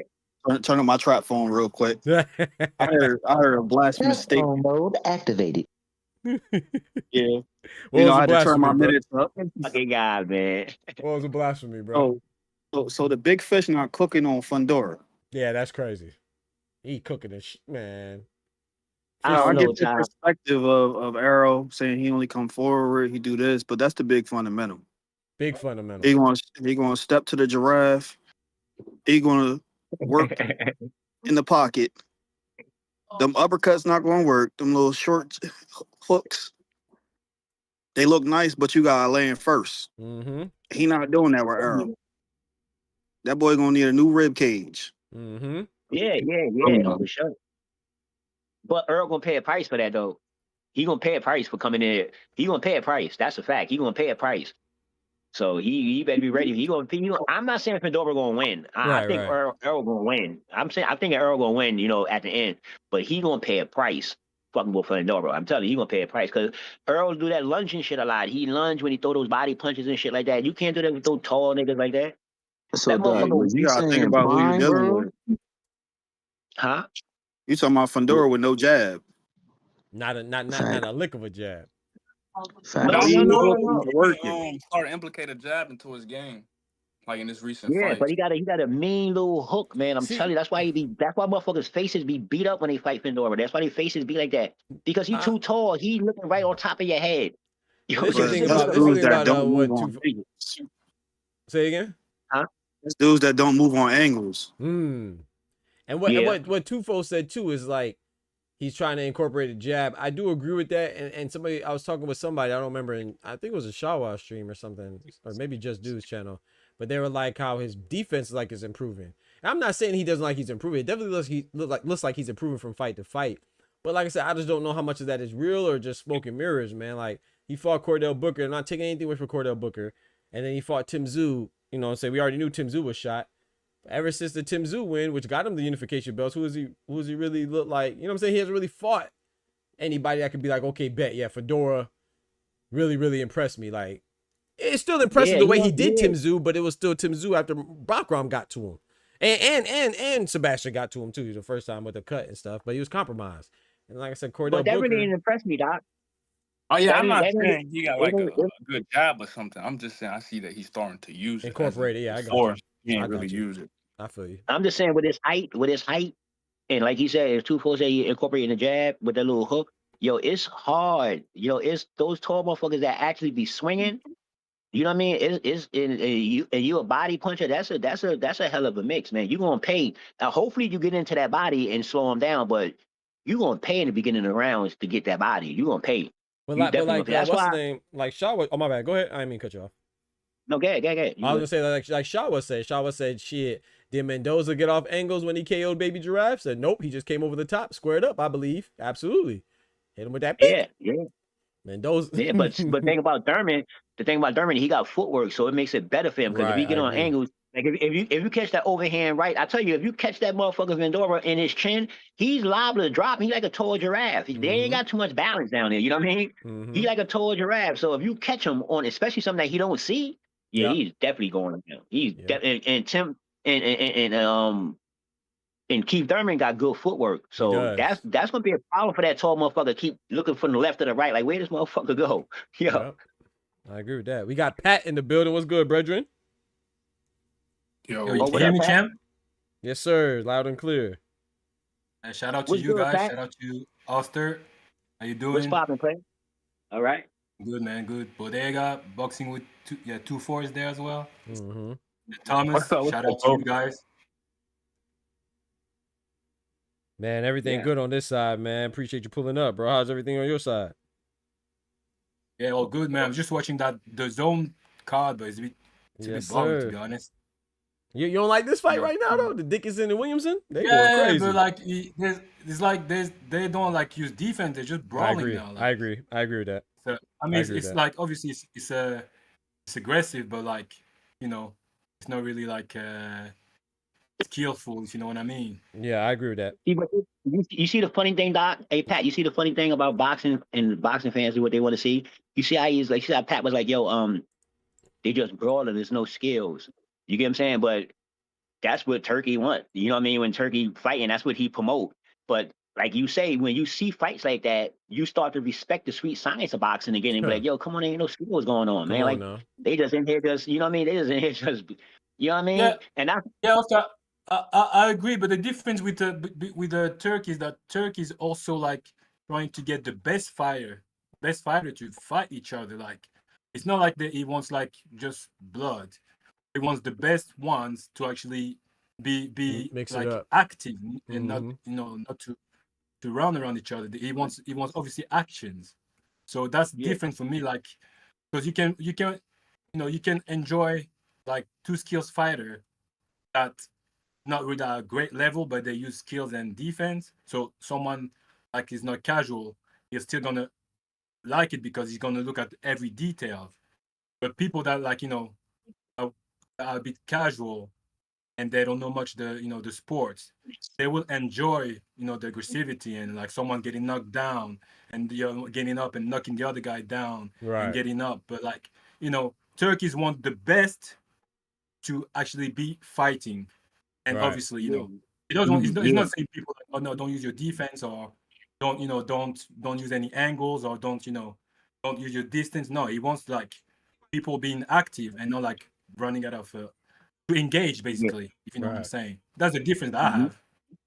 But like the fight with Shakur, I don't think Shakur should always fight like that. No, sir. Like he can show that he wants to win the fight. But you don't have to like stay in the court and like trying to like dodge every bullet in the corner. Like that's not like how you should fight all the time, especially if it's not your style. Exactly. They be trying to pressure people into not being themselves, man. And I'm gonna be honest too, man. I know Turkey may seem like he's the ringleader of it, but I don't really see Turkey as the ringleader of it. I think.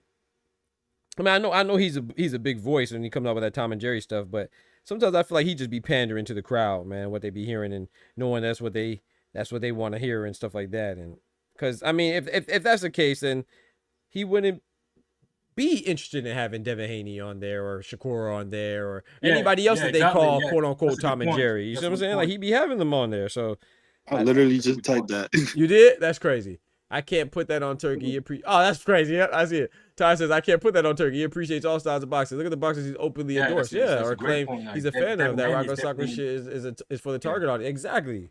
That's crazy. I mean, just typed it. Yeah, exactly. Great. Hey, great minds think alike, man. That's a fact, though. And really, like, Oster, like, if you talk about Shakur, people that really watch boxing, Shakur is a fighter that fight in the pocket.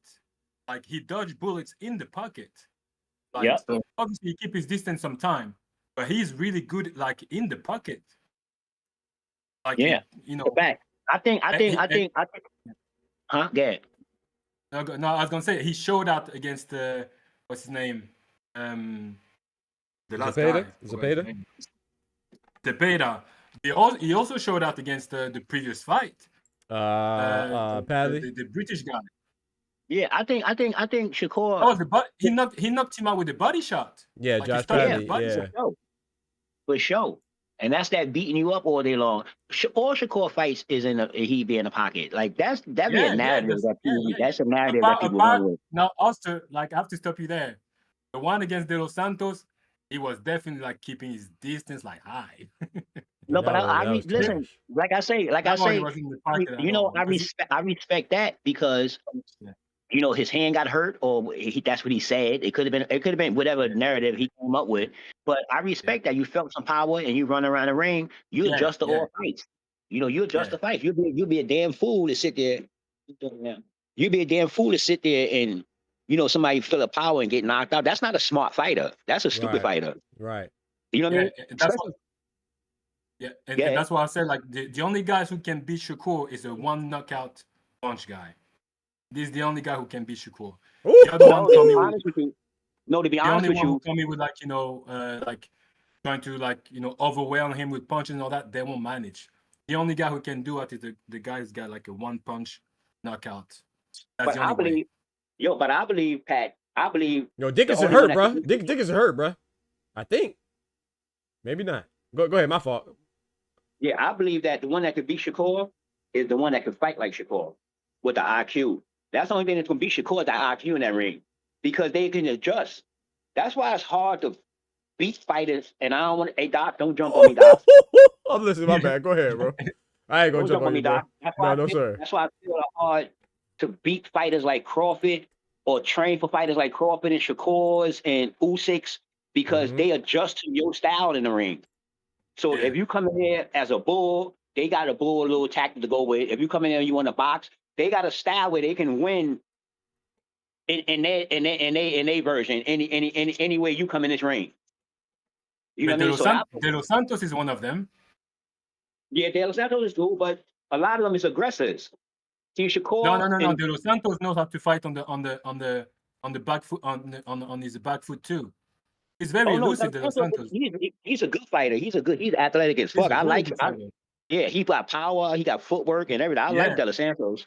That's why I said that fight with him and Keyshawn, I keep game. I know when Keyshawn couldn't make weight, he didn't want to come in there and not playing with him like that. Yeah.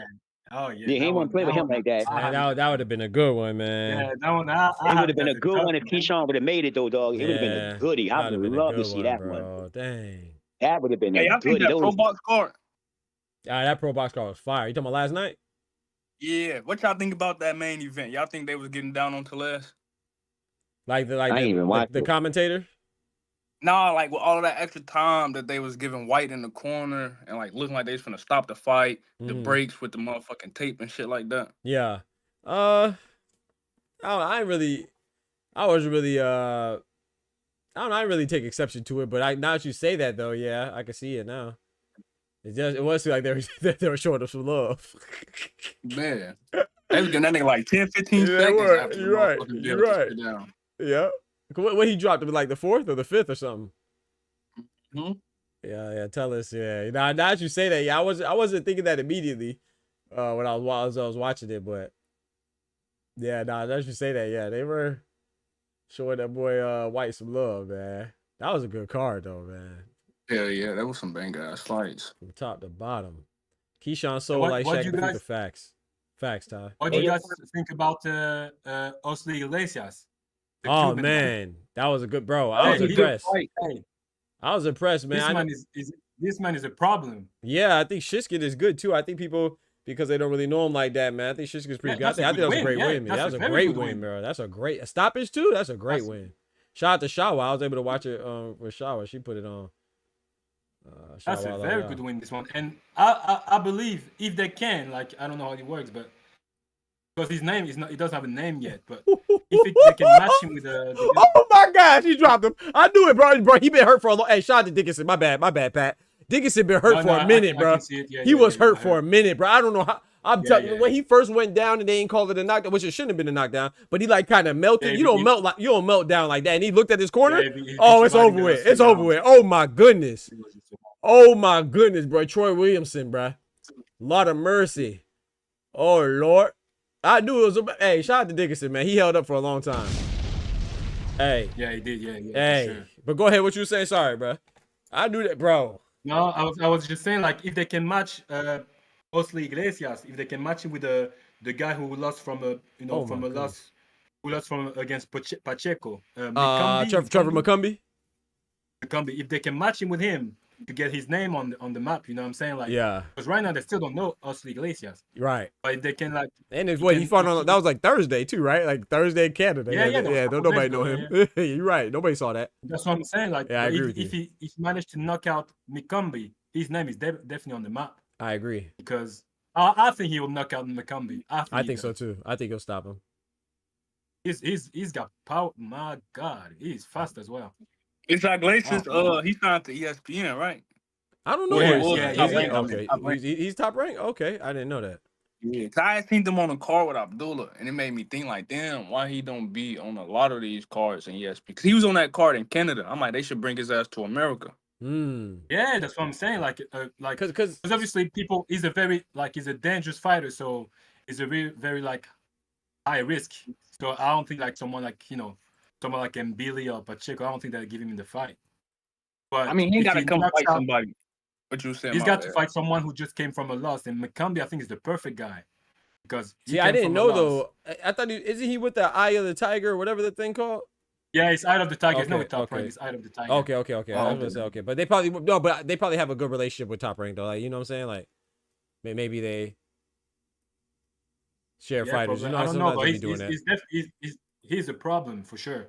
Like, he's a tall dude as well. He's quite tall, isn't he? Like, what do you think? Osley's? Yeah, he's tall, right? Yeah, I think he's tall for the division. He's tall, isn't he? Like, I think I thought it was like I didn't. I think he's like 6'1". I mean, not 6'6". He's like 6 foot 6'1". Yeah, at least 6 foot. I at least, think yeah. so. Don't quote me though. He Tell us looks this like way a 3 basketball times. player, bro. Hey, yo, hey, give me a quick second, y'all. Give me a quick second. I got holler at the super chats. I'll be right back. Yo, shout out to my brother Oscar, man, dropping the dub. Mi hermano, I appreciate that, man. Coming through with the 20 piece like a boss. Yes, sir. Appreciate y'all patience, man. Give me a quick second. I got one more. Yes, sir, man. He said, yes, sirski. Yes, sirski. Appreciate the dub, man. We got Clone following up with some more graffiti on the chat while I was at the $5, man. I appreciate that. Dropping that bread, that cheese, that butter. Much love, man. Thank y'all, man. He says, your punk ass ain't been streaming, so I'm lost in boxing news. Now you streaming, ain't even tell nobody. Dot moving different after his rolling interview. Bro, that's what Oster said, bro. He said he's not getting my notifications, man. So, you know, you two try to keep me down, man. But hey, man, whom God bless, no man can curse. So if God opened the door, that door gonna be open, no matter who try to help stand against me, man. Even the algorithm, you feel me? So I don't know what YouTube got going on, bro. So I don't know. I would just say try to subscribe and unsubscribe and then resubscribe and make sure the notifications are on. But I don't know, man. Nah, that's trash though. They always, yeah, that's trash. But go ahead. What you were saying, Tufo? My bad, bro. Thank you for your patience. I think Pat was still talking. I forgot. Oh, what I was Pat, saying. my fault, Pat. Thank you, Pat. Appreciate your patience, man. Was I? I don't think so. I'm good. But I what's the probably name? No, was you're talking about talking, I Osley's. forgot what I was saying. Okay, you're talking about Osley's Iglesias, potentially Oh, yeah, having a fight yeah, against yeah. Trevor McCumbee and stuff like that. Yeah, I was gonna say he don't necessarily got to fight like an American star. If they just put him on a card in America, that still would I be agree. eyes on. I agree. Yeah, he just need that exposure in Yeah, general. yeah. I agree. I just don't know. Like that's one. You know, Cinnamon's my guy, but that's one thing I will agree with Paulie. I mean, I don't agree to the extent, but I will say that if Cinnamon's not going to fight him, like because of course we know they're saying that he's potentially going to fight Hamza Shiraz or maybe Chris Eubank Jr. if he beats Terence Crawford, then I do think from that standpoint it would be better to just go ahead and give up the belts. But if you're not going to fight like the guys that are ranked highly, but I will say this too, Hamza Shiraz, if I'm not mistaken, I think he got moved to #1 in one of the sanctioning bodies. So it's like you could blame Canelo, but you gotta check them sanctioning bodies, man. That's why it pissed me off with Paulie so much because you're a boxer, you know that, bro. So like you could not like Tank, you could not like Canelo, but at the same time you gotta tell the whole story. Yeah, the fighters need to fight who they want to fight, especially when you're the man. You know what I'm saying? You're the breadwinner, but at the same time they can only do what the sanctioning bodies allow them to. That's the sanctioning bodies being greedy and trying to make sure that they keep the belts if they're not satisfying the criteria, you know, or their obligations to keep the belt. That's not the fighters. Yo, Doc. So just to cut you off, have you heard good, bro. It was more in Spanish, but have you heard the Juan Manuel Marquez when he had like an argument with Sulaiman? With Mauricio Sulaiman's the WBC president or somebody else? Yeah. Okay. Nah, I missed that. Like Juan Manuel Marquez, he told him everything about like he said like you're getting like, you know, basically telling him like Canelo is running the WBC, basically. That's what I'm talking about. And Sulaiman got back at him. Yeah, you told him like, yeah, you're saying that because you're jealous of the career and shit like that. Like you see? Like, no. I always like Marquez, bro. I met Marquez, man. Shout out to Marquez, man. Oh my God, that's one of my favorite fighters. Out of me when I saw that. Yeah, man. And you know they don't like him too. You know that Marquez and Canelo don't get along because he's very critical of Canelo. Yeah, exactly. That's what I was about to say. Like Marquez never heard like Canelo, but at the same time, he said the truth. Like said the truth. Yeah. Benavidez fight, he know that Canelo was protected. Like, because that's definitely like they should have called this fight. You know, like he should have either vacated the belt. I agree. Or at some point, like he should have, you know. And see, and I like Benavidez too. But if once again, like. Hey, bro, if they want me to be the belt holder, they didn't mandate them. You can't blame Canelo, bro. I mean, you can, but if you really know boxing, then you gotta know, huh? Canelo is a Lego champion. That's crazy. Manufactured. That's crazy. Lego. I respect Canelo. That's crazy. Yeah, like he's a champion. All right, now we wild. Yeah, you wild. But there will always be a stain. There will always be a stain on his career. Hey, Doc, why you calling Cinnamon? I don't know. Like sometimes I be calling. I always ask you that. I want to always say, why you calling Cinnamon? I don't even get that shit. Like, really? Well, you know, Canelo translates to cinnamon. That's why. Oh, okay. Yeah. Okay. Okay. I didn't know you didn't know that. Okay, my bad. Yeah, that's why I do it. But I don't know why. Like I just instead of calling, I like call it. It's like Angulo. I used to call him Dog. You know, his name was Angulo Pero Alfredo. I call it. Yeah, Pero's dog. Yeah. I always call him. Oh yeah, I call him cinnamon because that's what it translates to. And what's the name too? Rayo, I call lightning. You know, Rayo Valenzuela, Jose Rayo Valenzuela is Jose Lightning Valenzuela. I always translate their name, but people, not you, Oster, but like people, like I remember that one guy. I can't remember his name. Edwin, he tried to come and say, "Oh, don't call him cinnamon. It's disrespectful." I said, "Bro, that's a translation, bro. Don't nobody say it's disrespectful when I call El Gallo the rooster. I call Juan Francisco Estrado the rooster. That's what it translates to. Shoot, I speak English. Hell. I don't say it to be disrespectful. His name's Cinnamon, bro. I call him Cinnamon. Hell, that's my favorite fighter. It's Cinnamon, man. Yeah, I don't translate all their names, but like I don't ever call Espinosa Divine. I don't ever do that, but like the majority of them, I always translate their names. I'm glad you asked that though. Shout out to you, Oster. Hey, but let me hit the super chat real quick. Shout out to my brother Oster, man, dropping the hello yellow on the fellow, man, with that bread, that cheese, that butter. Thank you, bro. You said this is for. How you gonna read it, bro? That's crazy. Hey, I was gonna say, Doc, this is for your bias. I told you since you blew up, you acting funny. Take this dime and don't buy pizza. I ain't gonna buy no pizza, bro. Appreciate that, man. No roadies today. Another thing, Crawford for stoppage. I'm not mad at that. I disagree, but I'm not mad at it. Shout out to Oscar dropping the $5 on my head top again with that bread, that cheese, that butter. Yes, sir, man. Thank y'all, man, for the love, man. I hold me down. Real. Make me feel like a real content creator, y'all. I appreciate that, man. And feel appreciated. He said, so Parker versus Worthy. Feel like Parker gonna go to town on Worthy. Another listener. I agree. I think I'm going for Worthy. I ain't gonna lie, man. But I think Joseph Parker going outbox him, man. But hey, if anybody has that equalizer, it's Worthy. So Worthy, I hope Worthy put him to sleep. But that's no disrespect to Joseph Parker. I just feel like his a lot of his profile is being raised off of fraudulent wins, man. Or I ain't gonna say fraudulent, just like a little suspicious. Like, come on, man. We know what Deontay Wilder was and was not. That's the Deontay Wilder be. You know what Bacoli came in on freaking 10 hours notice. And then who was the other win? Freaking Zhang was 48 years old, 55 years old. You know what I'm saying? Dropping him twice. I'm just not convinced, man. But shout out to Joseph Parker. He definitely deserves a belt, though. He deserves a title opportunity, whether or not he's gonna get that from Usyk. I gotta give him that. But I'm just not convinced. That's all. Yo, how does sound to you, Doc? How does sound to you, right? This is a little thing for us to do. It's just an idea. We build the boxing. The boxers got what is 5 categories to boxing? What is it? Power. What is it? Power, IQ, power, IQ, speed, defense, footwork for sure. Yeah, defense.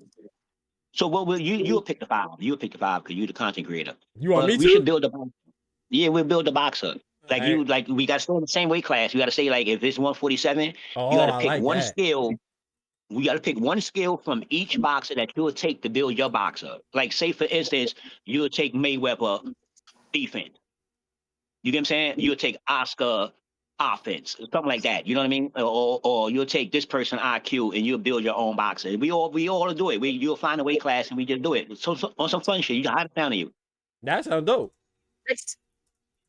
On some fun shit. You know, you do the whole. You pick the weight class and you pick everything. Also with the active fighter, right? It could be active or inactive. Inactive or active, it don't matter. We just simulation. We just building a boxer. You know, you can say you want Ali footwork. You know, if Doc says heavyweight, we got to stick in that. We got to stick in that weight class. But we could pick any boxer. We got to stick in that weight class though. Because I was gonna say, man, if you ask me to build a boxer, I ain't gonna lie. I just take Prime Roy Jones. That's like the bro. He got everything, bro. He just didn't have the longevity. Like you got to, I think that's part of it. Yeah, I'll take Mayweather straight away, bro. Yeah, or Mayweather. Yeah, that's a good one. But I like the fact you said divisions, though. You know, when you said divisions, that makes it more interesting. More interesting division, and you can't take 2 things from a boxer. I don't care how good he is. You only got to take one skill. Okay. Nah, that's fire. I like that.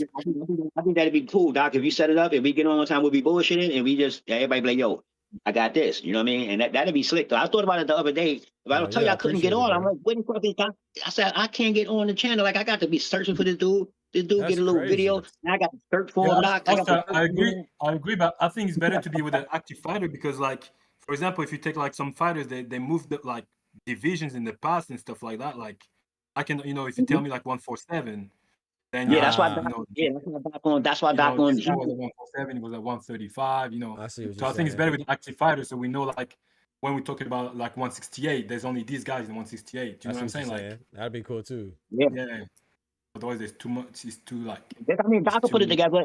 It's just an idea. Doc put it together. He throw it together.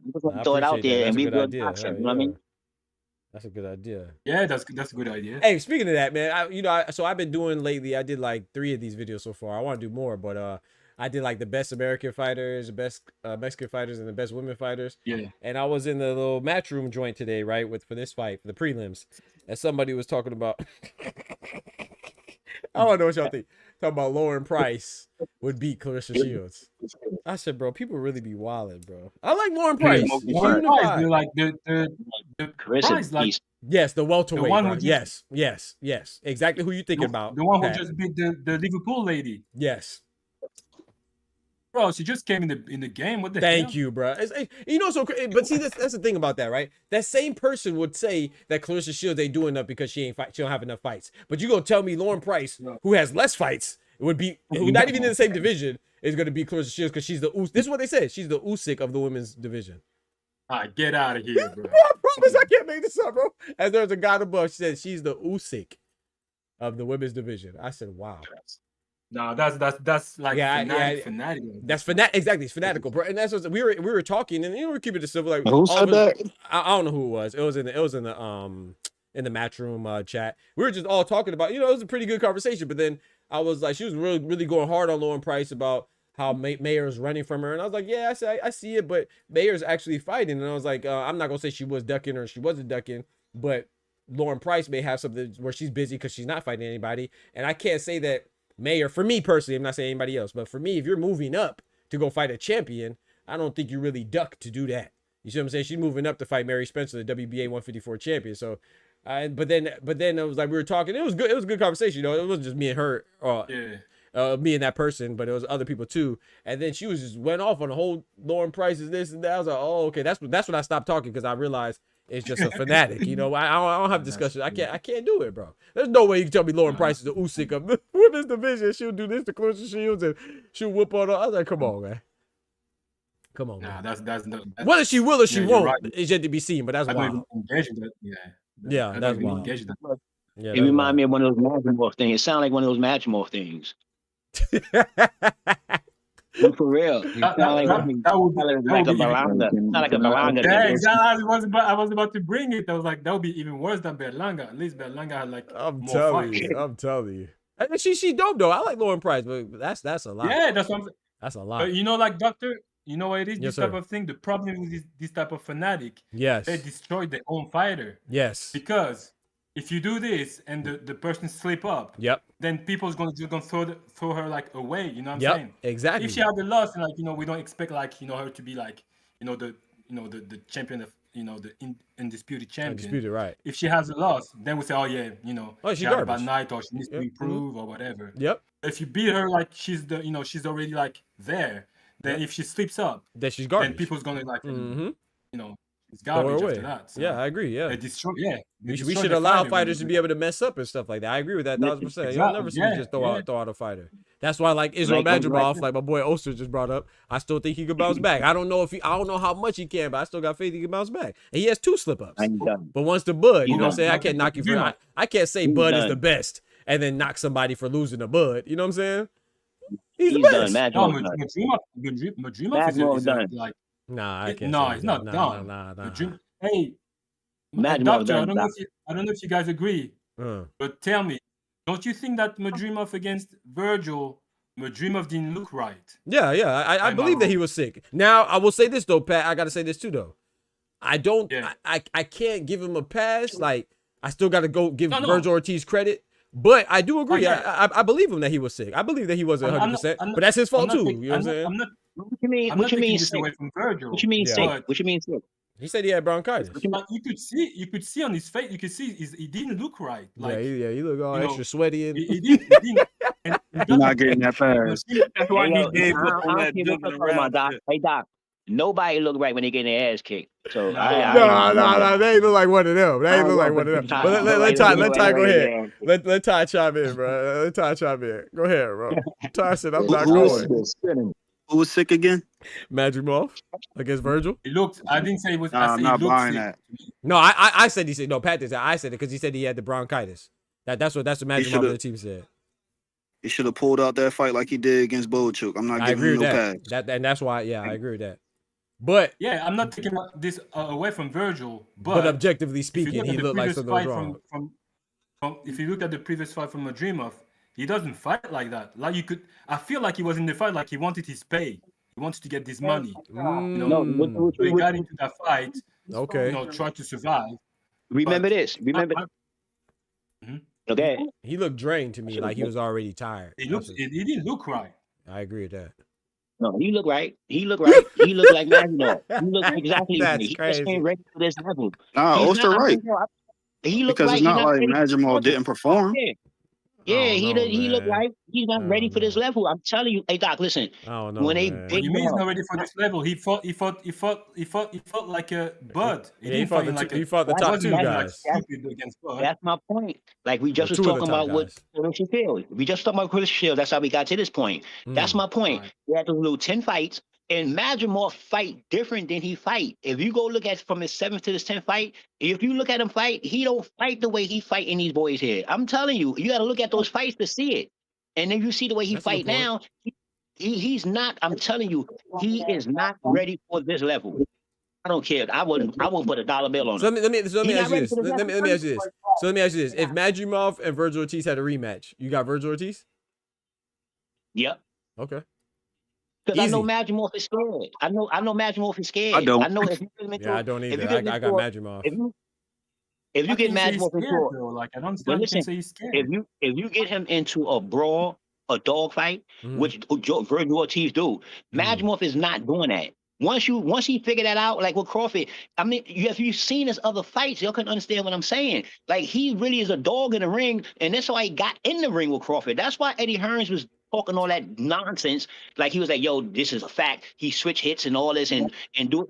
I'm telling y'all, I swear to God, if y'all So you went to go don't see think that was a good fight? You don't think Madrimov and Bud was a good fight? No, I think if Madrimov fought the way he fought, it would have been a good fight. Because I was nervous for the fight because I seen his fights and I'm like, oh shit, this motherfucker is really, you know what I mean? He really been switching. And he really because he's a good fighter. He got footwork and all that. He So really now you say he's fights a good good. fighter. I Now thought he's a good fighter. I thought it was Which a one good is fight. it? I say he's not ready for this level. I never said he's He not a not good fighter. consistent. He's not ready for this level. What is the highest level apart from Bud and Virgil? Like these are the high Yeah, level he can already. go back down there to those 10 people he was fighting. That's the level. Whatever level that is. Whatever level that was. Magomed Krupinov? Whatever level that was. That's what he needed to be at. Because obviously he's not ready for this level. I'm telling you, he 0-2 on this level. How many times have you seen Bud eating so many right hands? How many times have you seen that? What I did see is Bud raise his hand 41 times. That's what I did see. It doesn't matter No, going I'm not from 12 talking about that, rounds. but you see, that's what I'm saying. Like, it's not because someone lose the fight that they're not on that level. I'm just saying, like, I went bad on that one. Yeah, I'm just saying 0-2, definite losses. It wasn't close. It wasn't close. No, I'm saying it wasn't close. Yeah, 1 and 2. I agree with Ty. I think Magomed Krupinov is a good win. If that's what you're talking about, Ty. Who you talking about? How you think he got the belt? He had to fight somebody. Yeah. I thought Krupinov was a good fight. Yeah, I thought that was a good win. That's what I said. You heard what I said. Like I said, he fight good. If you go at his fights, he's really a good fighter. But for some reason, when he's on this level with these people in the ring, he's not fighting. No, but that's what Pat is saying though. Like, you mean that because that's the highest level. There's really no higher than Bud and Virgil, really. Especially not Bud. No, I'm saying that's skill wise. I'm talking about whatever you did with the 10 people like a Berlanga thing. Whatever level that is. You wilder. Come on, I'm bro. just saying. We tweaking. Yeah, come on, bro. If I understand what you're saying that Madrimov is at this level, but he falls short. But that doesn't mean that he's not at that level. Yeah, I'm just saying a lot of people take a helicopter up or the elevator. For real. And a lot of people But he was a belt holder though. You don't put nothing in that? I understand that. No, I get that. That's why I said he was a good fighter. I'm like, yo, when he went to fight Bud, I went and watched his previous fights. I never know nothing about the dude until he came up. I ain't gonna lie, I didn't know nothing about the dude. So I had to go watch his fights, and I'm like, oh shit. Okay, man. Let me ask you this, Oster. Madrimov and Boachuk, who you got? Boachuk, I ain't got Madrimov for nobody. At least you consistent. Okay. Yeah. Listen, you know what he remind me of? For real. He remind me of Charlo when he fought Canelo. Because everybody in the world know Charlo fight different. Everybody in the world know that. But he just didn't fight that way. But see, to me that's Madrimov. To me, that's more of a compliment. Like he knew he couldn't fight Bud like he fought everybody. I don't see nothing wrong with that. I don't see nothing wrong with changing your style. No, I understand that. I get that point. Now, Virgil, I'm with you on Virgil. Like, I feel like he could have did better. But see me, and maybe I'm giving him an out that, like Ty said, I shouldn't. But like, I'm giving him a I don't want to say an excuse, but a justification as to why. And I'm thinking this because, like Pat said, like he just didn't seem right, and I think it's because he was sick. So I'm gonna give him one more time. Like if he fights Boachuk and he looks terrible, or if he fights Jesus Ramos or another top guy at 154, if he fights them and he looks shaky, then I'll be like, okay, bet. Then I'll go to the conclusion that you're saying. But until then, I feel like I could point to why he didn't look like the same Madrimov that was, you know. I feel like with Terence Crawford, he'll be a fool to try to fight Terence Crawford like he fought Magomed Kubanov. And then Virgil Ortiz, he was sick. All right, let me ask you a question, right? Let's, for instance, let's just say he would beat Crawford, right? Wouldn't he be great and like the best, right? Hell yeah. So when he lose to Crawford, the same thing Crawford be saying, when I fight people, they was good until they fight me and now they ain't good no more. And so when it happens, because we always say this, people that fight Tank come up to be champions, or some lose, people that fight other, you know what I mean? So Mario we always Barrios, speak about, I like to stay on the same narrative. I'm just going by the hype and the name. You know what I mean? You hyped it up. But you just did, now correct me if I'm wrong, but you just did what Terence Crawford talking about. If you're saying that Israel Madrimov is not good, then you're discrediting Terence Crawford. That's exactly what he's talking about. I always said he's a good fighter. I said he's a good fighter. I said that when he's not on the level though. Yeah, but that's what I'm saying. No, you're saying but two he's things not on this level. that That's what I mean. Okay. Like you're saying two things that like they are conflicting. You know, you're saying both things. You're saying Yeah, like I think. Hey, good, let me say but at the same something. time, you say it's not good. Yeah, But if you think about it, what was the run of Crawford knockouts up till Madrimov? I think like 11 or 12 in a row. That's what I'm saying. So the only guy who didn't get knocked out recently is Madrimov.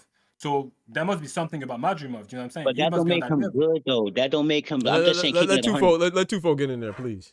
I think what Oyster trying to say is that like Madrimov, his opinion on Madrimov is equivalent to Doc's opinion on Joseph Parker. Like he's a good fighter, but he don't think that he can compete at the top level with the rest of the top level fighters. That's what I'm saying. That's what I mean. I'm not saying he's not a good fighter. The reason why I disagree, because if you're saying he cannot compete, it's not because you're not the champion that you're not on that level. It means that you will fall short. You won't become a champion, okay? But it doesn't mean that you're not on that level. He's not on a lower level. He's on that level. He just falls short. I'll tell you exactly the same example that I'll take you now. What's his name? The guy on the 175 who's supposed to fight Benavides. Yard. Anthony Yard. He's not like he's on that level, but he falls short every time he's on. Yep. Kovalev, Beterbiev. Yep. On the line. Inconsistent. Inconsistent. Yeah. All right. Yeah. But you cannot say he's not on that level. Okay, what I say, when I mean by not on the level and falling short, like you talking about falling short, my thing is like, say for instance, say Bivol and Vittoria, right? Bivol fell short the first one, right? He fell short because we know he's a good fighter. But when he came back, what he did, you get what I mean? When he came back, Bivol was a champion. No, hear me out. We're not going with all the adjectives. We're just going on a basic thing, just levels. Because it's levels was already confirmed. He beat Canelo at that point. Yeah. No. I was just talking about falling short. That's it. And he came back and won. Madrimov came up to this level. He came up because he stepped up to another level because obviously it ain't the other level. So you stepped up, you came up, and you fighting the best. Everybody step up to fight the best. And Bud, you talking about Bud, right? Okay. Yeah. And you fell short. Okay, cool. You know what? I'm not saying that you're not a bad fighter. I'm like, you didn't fight Bud the way you normally fight. I know that because I've seen your other fights. And so when you fought Ortiz, I'm sitting there saying, okay, what's going on now? Because this is your time to shine, Madrimov, for real. Because you got elevated up here. You got to shine. And then you lose again. So just me. Hold on, hear me out. Just me. If you lost to the best that's in this little area, because Crawford was considered the best at 154, even though he never fought in 154, but he's considered it. And then you lost considerably to the second best. So, Ulster, what's your opinion on Anthony Yard then? I like Yard. But you like Yard. Yeah, but Yard lost all his big fights by knockout. Yeah, exactly. But 100%. that doesn't mean that he's on the level, though. Huh?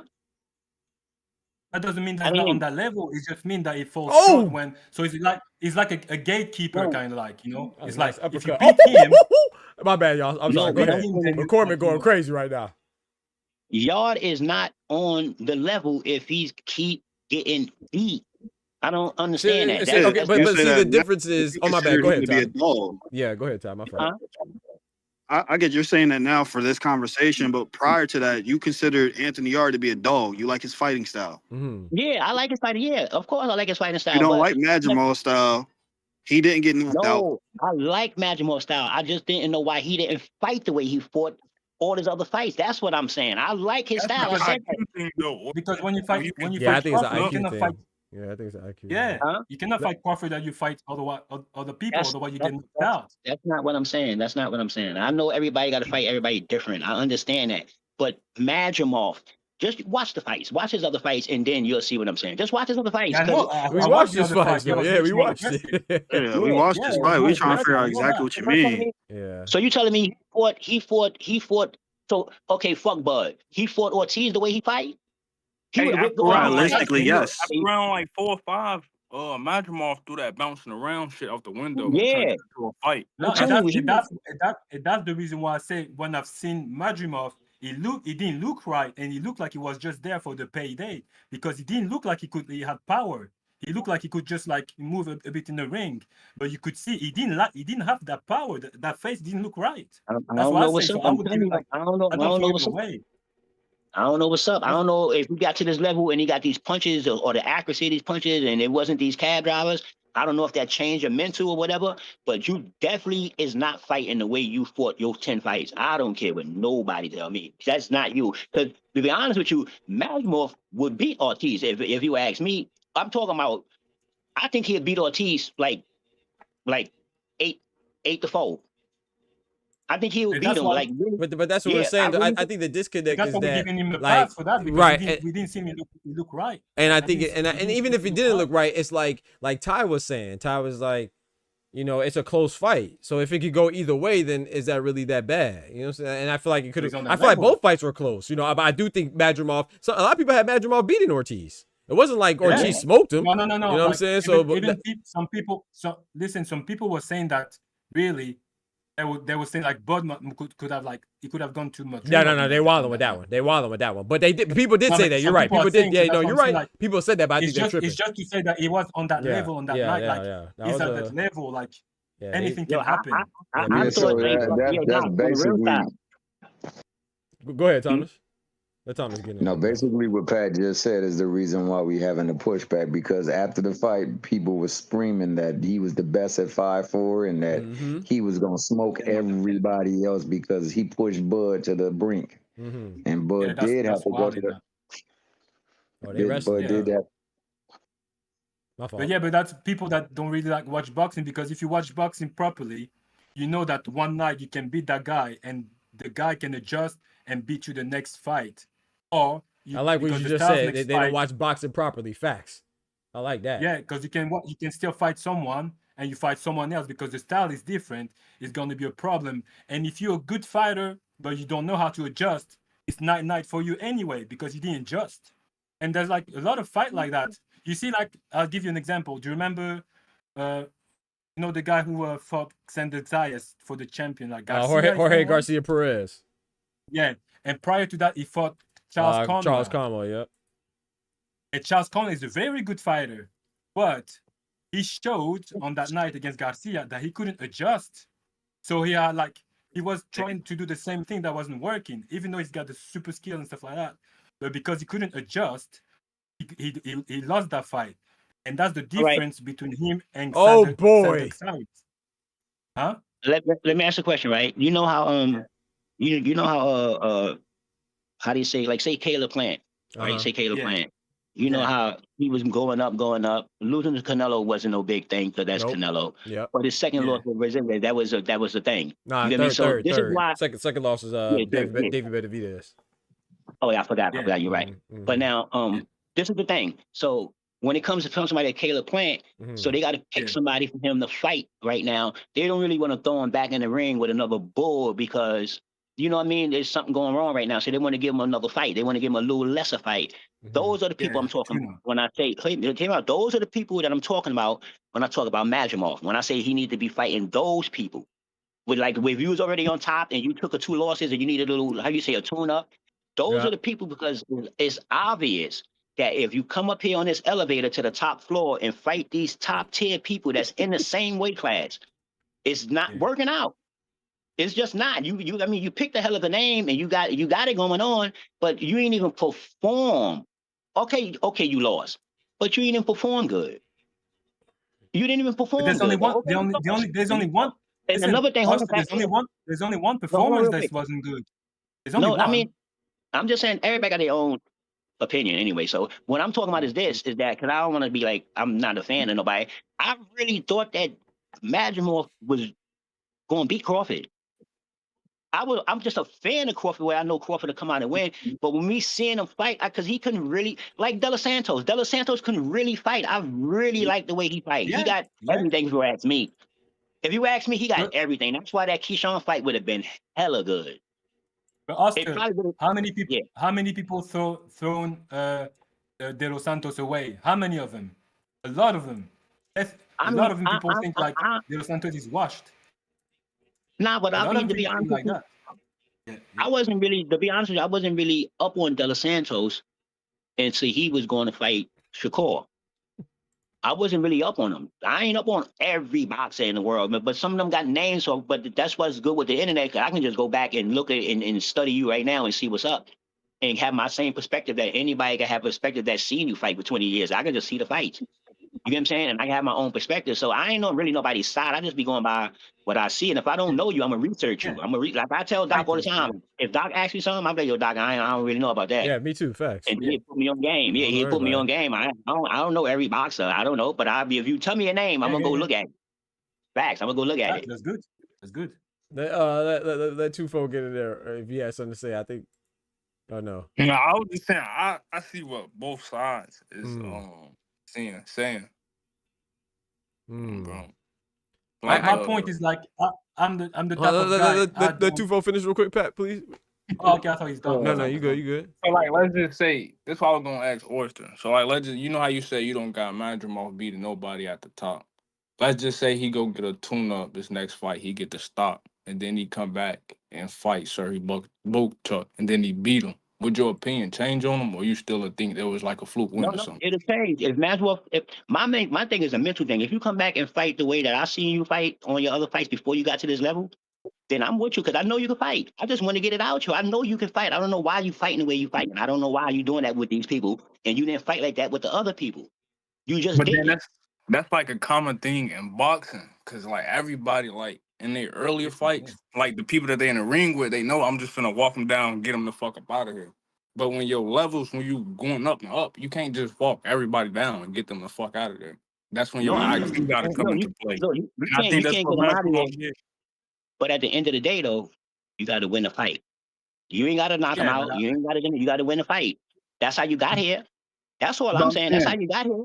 So in the Bull fight and in the Virgil Ortiz fight, did it look like Majimov just went in there and laid down? The Virgil Ortiz fight was worse than the Crawford fight, if you ask me. I Really? mean, he performed if you ask me, he performed a little better. You know what I mean? But he just not to when I see Majimov. I mean, until I see that, his performance was better against Bud. I agree with that. My bad. Okay, you know my bad. I agree with that. If that's what you're saying, I agree with that. Yeah, I agree with that. Until I see you fight the way you fight, because you're a good fighter. Like, but I think Virgil and Majimov was closer than Bud, and that's why I was like, really, when you said that, I heard the wrong thing and processed wrong. I think Virgil and Majimov was closer. The result was closer, but I do think his performance against Bud was better. I agree with that. Yeah. So let me ask you this one more question. Let's just say on this November card, if Abdullah going there with Sam Noakes and then he boxes his way to a decision, do you think like he not ready for this level since he's changed his whole style? No, because he win. See, that's the whole thing. You can do all the alternate things that you need to do in the ring, but you gotta win. This ain't basketball. We ain't gonna be playing you 12 times this year or 5 times this year. Boxing is a one-time thing. So I understand it's adjustments and all that, but that's why it's adjustments. That's why it's adjustments entering, Yo, because low the blow. objective is to actually win, or you give the best performance you could. You know what I mean? That's what I'm saying. From me seeing how you fight, I can see you fight this person this way and you fight this person a different way. I can understand that, but that demeanor and that eagerness, you're not even trying to win right now. You're not even trying to win. And that's what I mean by people be surviving. They be surviving to lose or surviving. They don't want to get knocked out at a certain point, and they just survive the. And I feel that's what Majimov did, because I've seen his fights, and he definitely a dog. He come at you. He's a bully, and he got weight. If you look at the fight, he don't be backing up. He can fight on his back foot too. See, he switch up. My bad. Go ahead. Finish what you're saying. Yeah, No, I was gonna say that's where I disagree. I see what you're saying though, but I think you can make an adjustments that could be wrong. Like for example, like Rayo, he made a hell of an adjustment. That's why I actually picked that one wrong. I thought Isak was gonna beat him, because I was like, man, Rayo, the only way he could beat Isak Pitbull Cruz is if he outboxed him, and I just don't think he was gonna do that. And so, but that's not how Rayo normally fights. However, if he would have fought like that and lost, I don't think that would have been a bad performance because he lost necessarily. I think he did the right thing. I think he did what he had to do, and he happened to win. But you're saying that if he would have did that and he would have, if I'm understanding you correctly, if he would have did that but he would have lost, and it wouldn't have been good because the result was bad. I see what you're saying if you're saying that, but I just disagree. I think you can make an adjustment, and yeah, I think Israel Majimov would have fought Bud like he fought, let's say, Magomed Krubinov. I think he would have lost. I think he knows that. The hell yeah. And if you listen to Bud after the fight against Madrimov, oh sorry. Now go ahead, bro. I don't think nobody's saying that. If you listen to Bud after the fight against Madrimov, Bud said himself, he's like, "Wow, I was surprised how patient he was." Because what Bud did, he looked at all the previous fight from Madrimov, and you see Madrimov is much more like, he was more aggressive in them fight. So that's what he expected. So when he fought Madrimov, he's like, oh yeah, I'm going to counter him there. I'm going to counter him there. And then you realize, oh god damn, like this guy is fainting too much, so I don't know when to counter. Because Bud, obviously we know Bud is like, he knocks people out by countering them. So that's why I felt like, okay. That's why I felt like, damn, that Madrimov is actually even like, his IQ is better than I thought, because I thought like you, Oster, is like, is someone who's going to go and like, put stem on people, And I was like, damn, these guys, and that's why I realized his amateur background, Man, somebody tag me in. Go in, bro. Go in. You got it, man. Bro, go in. Look, yeah, so yeah, that's why I say like Madrimov, like he showed the against hell? Bud that he's actually on a really high level, because Somebody grab that mic. He outthought Bud in a way. You agree, Doctor, or not? I agree. I agree. I agree with what you're saying. I thought him like, and there's not many people who can outthink Bud. Right. How many of them? Let Ty go ahead. Cook real quick. Yeah, please. I agree with that though. I like giving Majimov his flowers and all, but we got it's the reason why we looked at him a certain way. I get some people might have oversold him, and then that's mainly because we saw Majimov at his peak with Bud. But when you really look at his film, you'll notice that the guy's inconsistent. He's not a finisher. He fights in spurts in some fights. He doesn't have a consistent style when you look across the board. So that's one of the things I saw. And the biggest thing I look at, this might just be personally me, I feel like he underestimated Virgil. I felt like he thought he was just going to beat Virgil. It didn't matter how he came through camp. Because he willingly scrapped the fight and was like, I'll take that guy. Yep. That's a fact, Ty. Yeah, that's possible. But as I say, like with the doctor, I agree. Like he didn't. Before the fight, we thought it was the inverse. We thought Virgil was looking at Majimov like, let me get him. He gonna be fresh off a fight. I'm gonna do this. I agree with that. Yep. I thought that it was Majimov underselling his opposition. I to this day I will say I thought Virgil was trying to be slick and get Majimov right off on a quick turnaround after Boachuk, because remember that's how it was. He was supposed to fight Boachuk and then quickly turn around to fight Virgil. So now I agree with you on that. Go ahead, Pat. And I believe. And I'm gonna let Pat go, and then I'm gonna let Thomas go, please. I was just gonna say, like, once again, like, get some decorum. The fight against I would give him a pass against Virgil because I don't think he looked right, but at the same time, at the same time, Madrimov and Virgil, they knew each other already. They were sparring each other, so like it's not like when you say like he was confident against Virgil, that's possible because I think he thought even though it's not like on a shape, knowing Virgil is like, okay, I'm gonna get him this way, but it was not enough. But I don't think like if you put I don't think like you put tomorrow Virgil against Madrimov, it's gonna go the same way. I don't think so. That's my opinion. I agree because too. they know each I other. agree. I didn't know that they sparred though. That's news to me. Yeah, the sport. Yeah. He said know that. like I missed because that he was part. like they was before the fight they were asking him like, yeah, we know that you've been sparring Virgil. What do you think about this? And he was Maybe like, I knew yeah, that, I just forgot or with something. I don't know. Virgil, Yeah, but I don't remember that right now. the sparring against Virgil was he's good, but it's not like super good. Like like he was saying like it was not special. So like Virgil was pissed off as well about this. I think I heard something like that.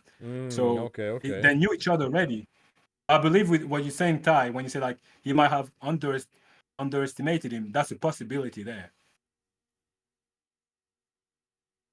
I think that's a strong possibility. I think that like Ty said also, man, I think on his account he oversold himself and undersold the opponent. And I think a lot of it was due to the look of two contrasting fights. The Spence fight and then his fight. Like I said, man, Bud looked like he was like light years above all competition in the Spence fight. And then it was not so easy for him in the Madrimov fight. And I think he didn't view boxing properly either. So he looked at it as like, yo, well, if I took this man and everybody's saying he's the greatest thing since sliced bread going right now to D Waters, then, you know, I'm good no matter what. And this man been struggling to get in the ring, you know. And then when he got in the ring, he didn't look that good versus the person that, you know, I was in a fight with. So let me go on and see what's going on. And it could have been a lot of all of that. But at the same time, man, I just think what Ty said is world. I think we put much more on him than what really he is warranted. I think he is a good fighter. I just don't think he was made out to be what everybody made him out to be after that performance with Bud.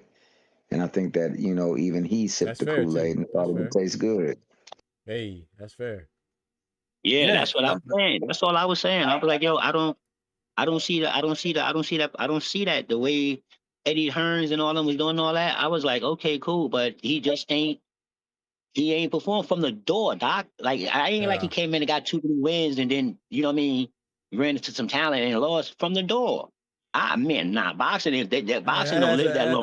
That's a hell of a door though, man. That's Bud at that door. You know, I favor Bud over everybody. But he picked the door. Yeah. He could pick how you said, Thomas, he could have picked the red door. He picked the blue door. That was on him. That was on him. I mean, you're not gonna turn that down though, man. You're not gonna turn it down, Bud.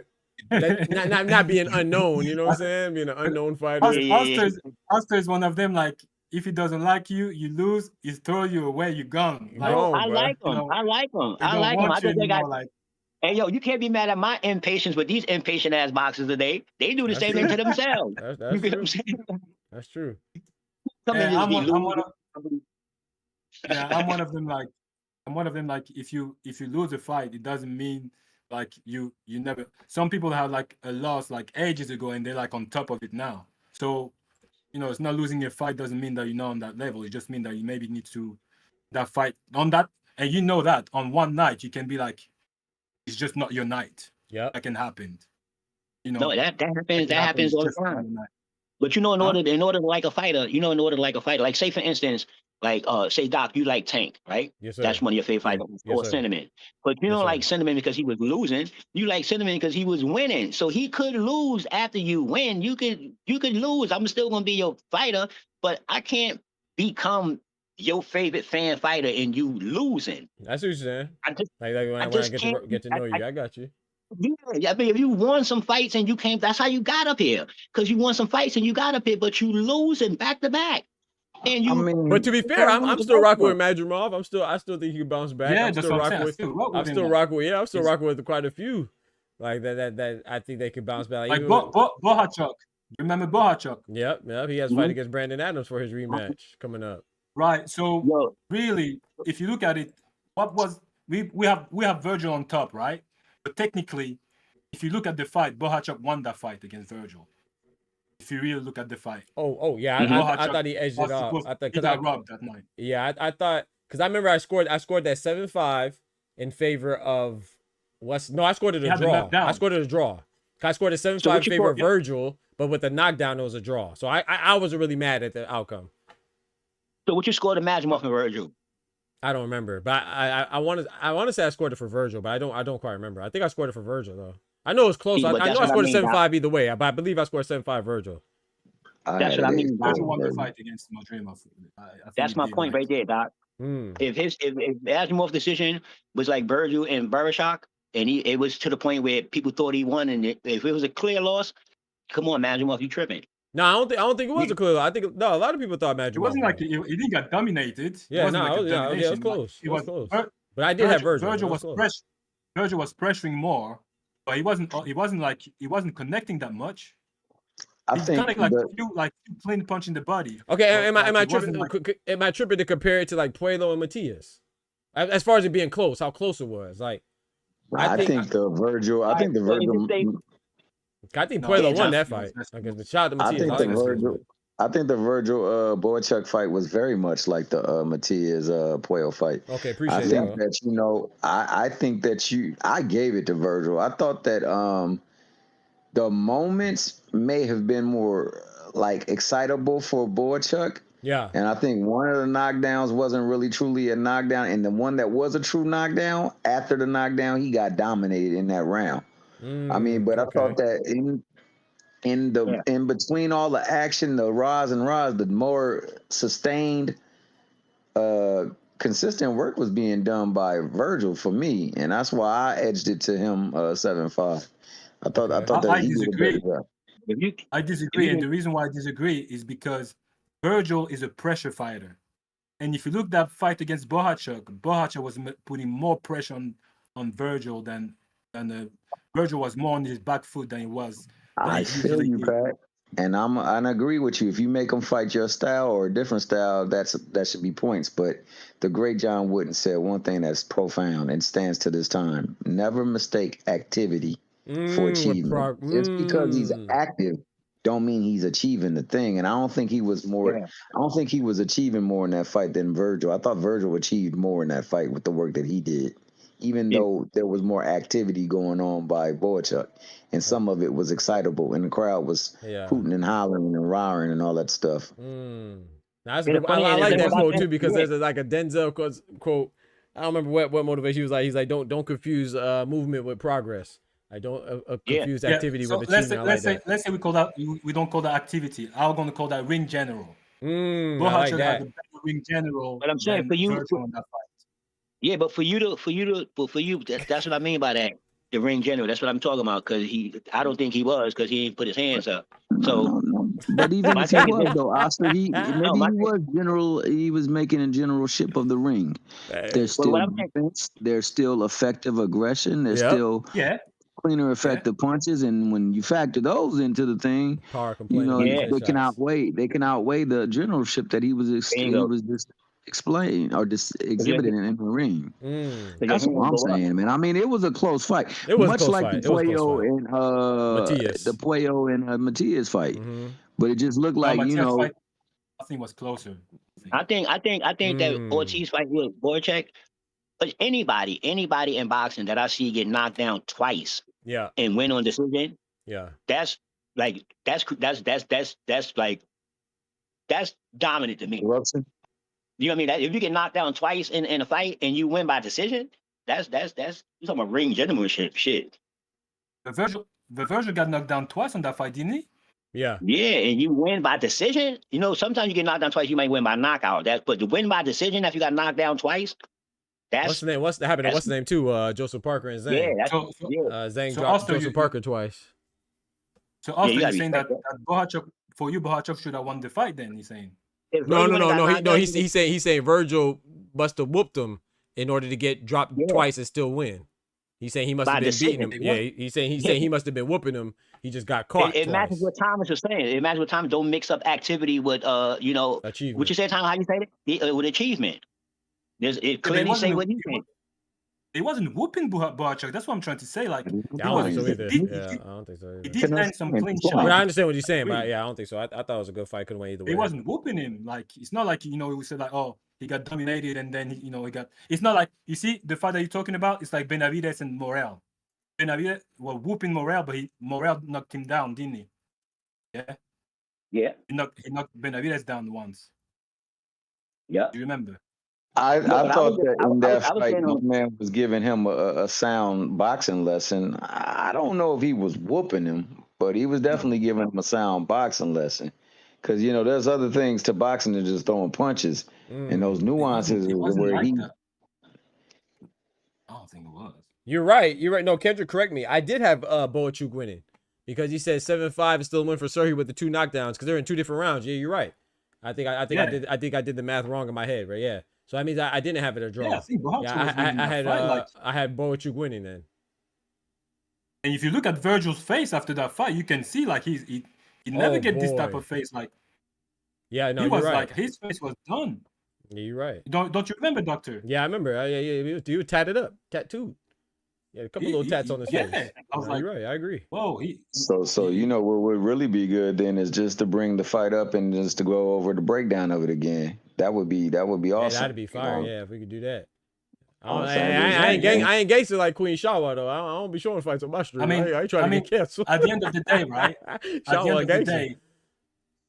the end of the day, it just depends on the judges. Some judges that prefer, you know, like clean shots. Some judges that prefer like, you know, right, the ring generalship or activity or pressure. Like it's just the discretion of the judges at the end anyway. Yeah. So whatever we say, if the judge say like, oh no, but let's do it in the Discord though. I'm down to do that in the Discord though. That'd be fire. Like what Thomas said, that'd be dope. You can definitely do it in the Discord. But with that being said, one of the most controversial recent decisions my bad, Thomas. The Loma. Oh my god! Hey, Par was a beast. Sorry, go ahead. Bro, my fault, bro. My fault. Hey, Par just hit this. McCormick hit this man with the meanest right hand, bro. He just ate it. Yeah. I mean, he got hurt. Pieces. He got hurt, but I don't know how he ain't fall. Oh boy. My bad. Go ahead. 4 pieces. Yeah. Oh my lord. I'm telling you, bro. The 2 piece in the biscuit. He getting the biscuit, and he's still standing. I don't know how. Yo, these dudes on this card. That sauce, dog. Sometimes you gotta have that sauce, dog. I'm telling you. I'm telling you. You got the mashed potatoes. You got the mashed potatoes with the gravy too? Everything, bro. The gravy, the bacon bits, the cheese shredded, gravy, everything, bro. Oh my goodness. Too. Yo, Para, I don't know how he stood up.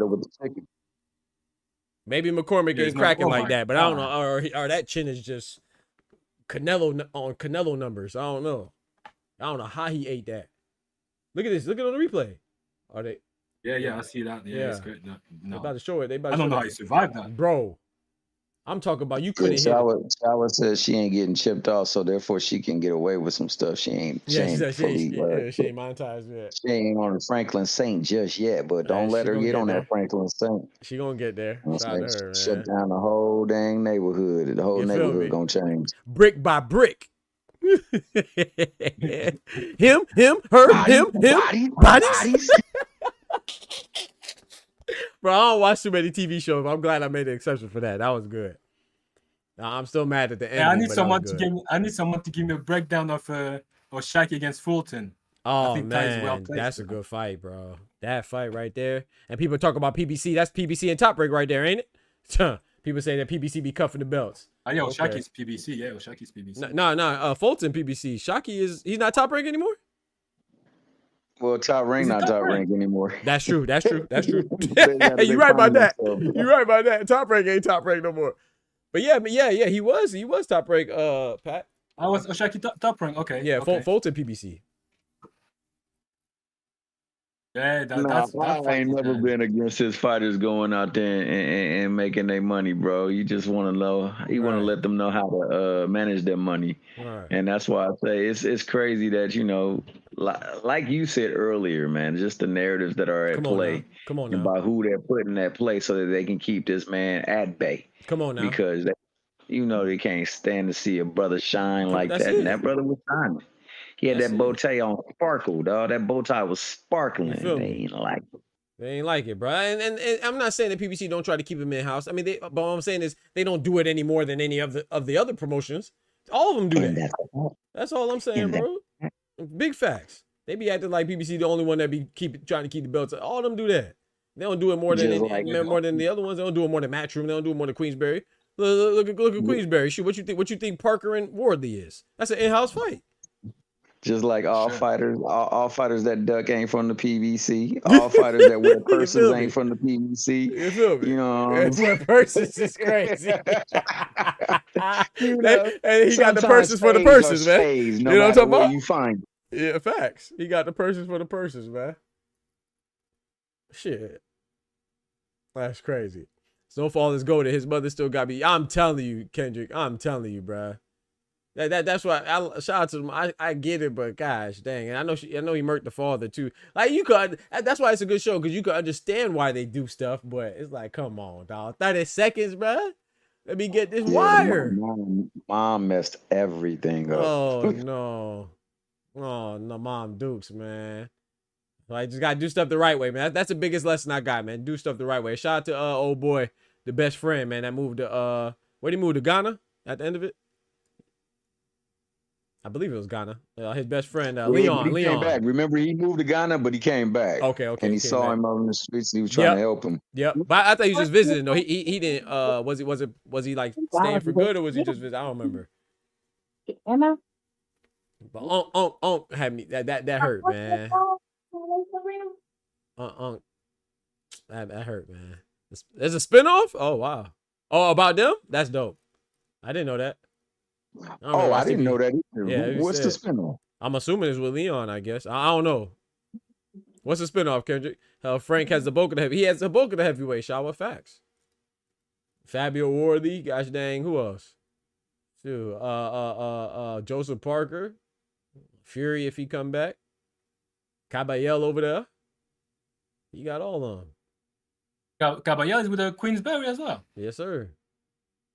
Oh. Yes, sir. Got all the heavy.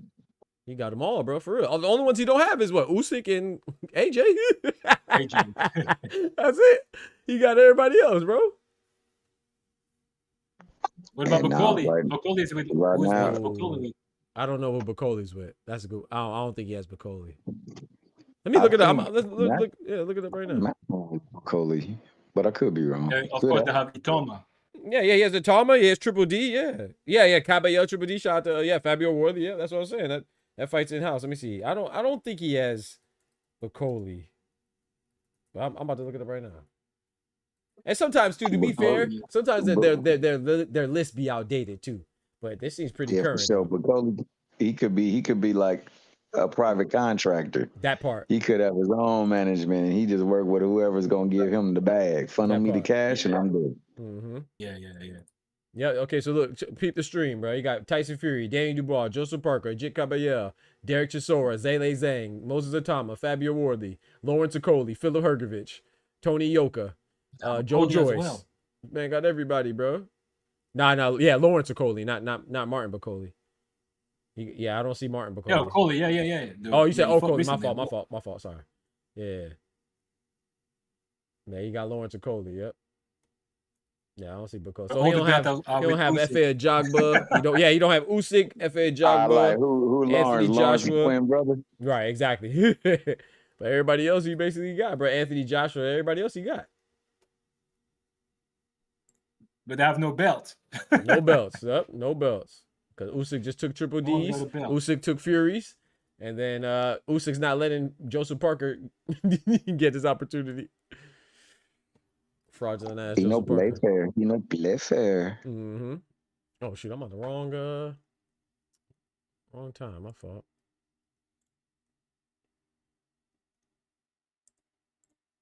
I mean, even so, look at what's the name too. Let's not act like Matchroom too. Look at Matchroom with Riches and Hitches. Just that Hitches left. You know, Hitches fight with George Kambosos, that was Matchroom. Liam Parle was Matchroom. All that was Matchroom. All of them do it. It's just that Riches and Hitches now left Matchroom, but all those are in-house fights too. Hell, Subaru Matias and Liam Parle was Matchroom. And Matias just left. Or they cut him or whatever it went. I don't know. Cut it. Cut it. But yes, with a Matchroom as well. Or Yeah, just, it was just like a couple fights contract. Yeah, I think it was like a 3 fight deal. Right. And he didn't Yeah, re-up your boy after he lost to Al let Paro. him He didn't go. re-up. Yeah, he let him go over there to explore. Like you ever see Coming to America? He went to go sow his royal oats, dog. He ain't had no speed. He had to come back. So you know he back on board, but he in good standing because like I say, he gets a bad rep, but he lets his fighters go everywhere. I will say they get that. the venture everywhere. I will say I always like Eddie Hearn. He be capping and stuff, and he be funny with the money, but I like Eddie. He said, Shawa says, yeah, why was Hitchenson's out? Why Hitchens bone out? I was I don't know why I said Hitchens. I meant to say Hitchens. Bone out. I was curious. Yeah, I don't know. I think he just wanted to test the free agent. Oh my good bro. Hey man, they might need to stop this, bro. He taking too much shit, bro.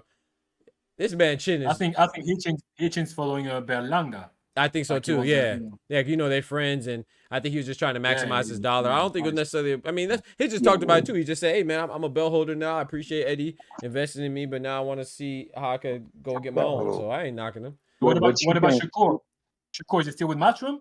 As far as I know, yeah, but I know there was some. That's tentative. Yeah, tentative. Exactly, perfect word. That's tentative. But I'm gonna say this, man. If he's following Berlanga, he need to look at that last hurrah. That boy did a lose tour, and then proceeded to talk junk about my man, and then got exercised. Dog, they did a movie, The Exorcist 5, and he was the head cast, and he was the number one. He was the leading actor in there, man. He don't want to go that route, boy. He better go on and follow his own path. Facts. Yeah.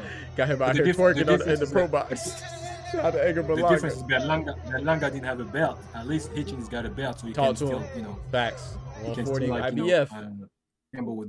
Yes, sir. Got a belt. Berlanga made a mistake. Might not have had a belt, Pat, but he got belt put to tail, though. I tell you that, boy. Yeah, that boy was out there clapping them gloves. He was popping them gloves together. Like, shout out to whoever said monkey shines. He was over there getting his monkey shines on. Yeah, Hamza smoked him, man. Yeah, dang no, but what I mean is like Berlanga, he left before he had the belt. So what I'm saying is like, if he was still with Matchroom probably give him like another shot for another name or something like that. But now he's on his own without any any backing like that. Any backing, yeah, he's got nothing. I followed you, man. That's just my dry attempt at humor, dog. That's all that was. I followed you. No, yeah, be wrong. Yeah, about he had the belt. He definitely got the belt the ass. Oh, he got a belt, all right. He got the Hamza belt, that Shiraz belt. That belt, that bad boy had a big ass buckle on it. Oh man. We talking about losers again? Talking about losers again is crazy. Shout out to Berlanga, man. You heard he dropped a song or something. That's why he lost. I know. Man. I'm done with him now. I'm done with him now. Yeah, I'm done. Once I heard that song come out, oh yeah, I'm done. I'm officially done with Berlanga, man. Yeah, you didn't think he was gonna drop the song? Yeah, he threw. That boy dropped the song for real, for real. For real. Yeah, he got some little songs. You guys are throwing Berlanga away. Yeah, I'm done with him. I wasn't done with him until he dropped the song, Pat. You dropped the song. I know you lost and you dropped the song. Like, nah, bro. No, Doc. Now we going to properly watching boxing. So you properly watched him boxing. The things that transpired. What do you say? What say you, Pat? I just want to know. Hey, Doc, can I get my props? Doc? What's that? Oh yeah, you called it. Oh yeah, you called it. I told you this nigga is done. I said this guy's crazy. Yeah, definitely get your props for that. Yeah, y'all told me to leave Berlanga alone. Yo, you don't think he's gonna make a rap record? He had a parade for losing. He had to do something else for the second loss. He made a record. Yo, you're right about that. You're right about that. Okay, there was a little bit of honor in the way that he lost to Canelo because nobody perceived him to even go the distance with Canelo. True. There's no honor in making a rap song for you losing to him. Hamza Shiraz. Come on, man. That's nasty. Yeah, I'm done, man. I'm done. This is what I be saying, man. Yeah. I'm don't get me wrong. When I say I'm done, I'm still gonna watch his fights and stuff like that. But I'm saying I'm done with thinking that he has something. Yeah. Like I don't think he's gonna be like. Yeah, I think that's it. I thought maybe he could make another run, but like but cause I remember we were talking about like him versus Pacheco, him versus Iglesias, him versus whoever and Billy, guys like that. I said I think those fights are pretty good. Not no more. They smoke them, and Billy gonna smoke them. Pacheco gonna smoke them. Lester Martinez gonna smoke them. It don't even matter.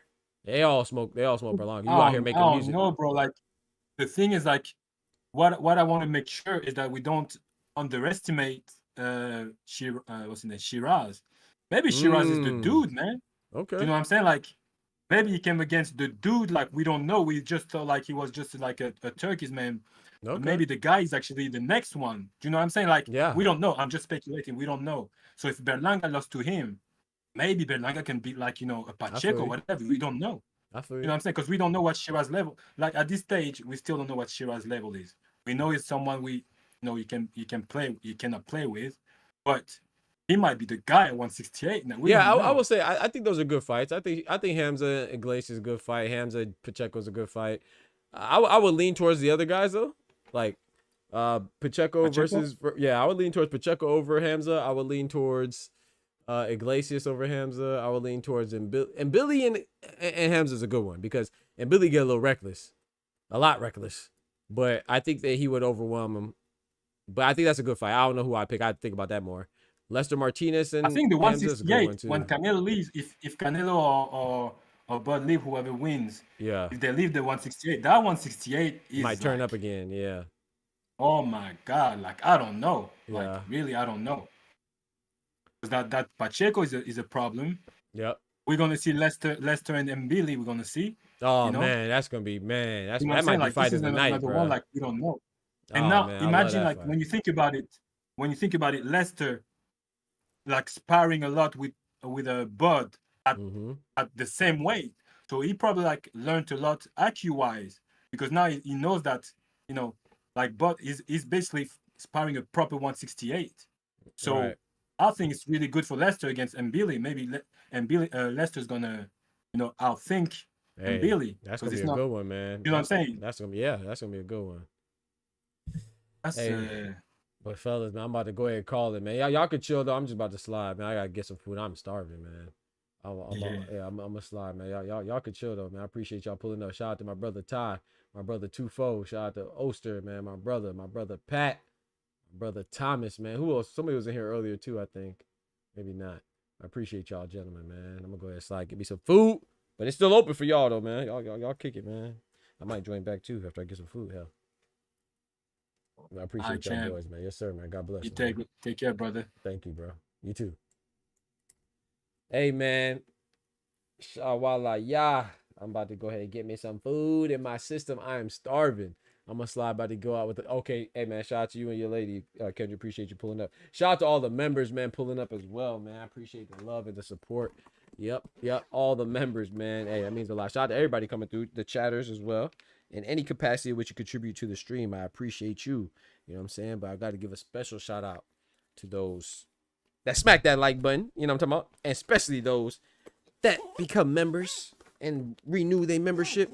You know what I'm saying? And especially those that drop the super chat on the boy with the graffiti on the chat walls. Oh my goodness, man. Let's run through that again. Shout out to D1, man, renewing his membership. That's 4 months strong, man. Happy birthday to his son as well, man. Happy birthday. Happy 18th birthday to his son yesterday, man.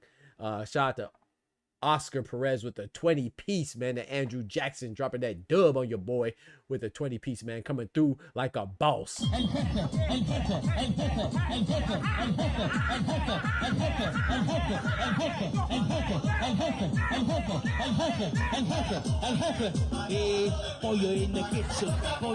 Yes, sir, man. Pollo in the kitchen, chicken in la cocina. You know what I'm saying? Shout out to my brother Clone with the $5. Shout out to my brother Oster with the Hello Yellow.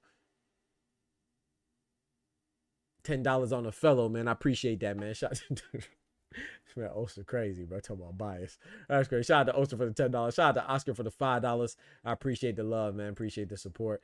I should be back. I was gonna try to stay on, but man, I'm hungry. Remember, we do have another fight with Edward Sugar Nunez defending his IBF belt. I believe he's fighting in his home country of Mexico tonight. I can't remember who he's fighting off the top of my head, but that should be soon, actually. I think it starts at 9. And there's another fight. I think Oscar Valdez is also fighting in Mexico tonight. I think that starts at 10. So I'm not going to guarantee I'll be back on for then, but I'm definitely going to watch it, man. I might pop in the Discord if we could chop it up about it. We might do that. But I appreciate y'all, man, allowing me to come in here and talk my trash and talk about this boxing stuff, man. I appreciate it. Shout out to everybody that performed today, man. They did their thing. Hopefully everybody's safe and healthy from the fights, man. It was great. It was a pretty good card, man. Pretty decent card, man. Some good fights. Shout out to my brother Al Booger, man. Yep. Valdez too. Yep. Pitufo. Yep. If I'm pronouncing that right. Hopefully he's not pitiful. Hopefully Pitufo ain't pitiful. But yeah, man, I appreciate y'all rocking as always. Don't forget to smack that like button.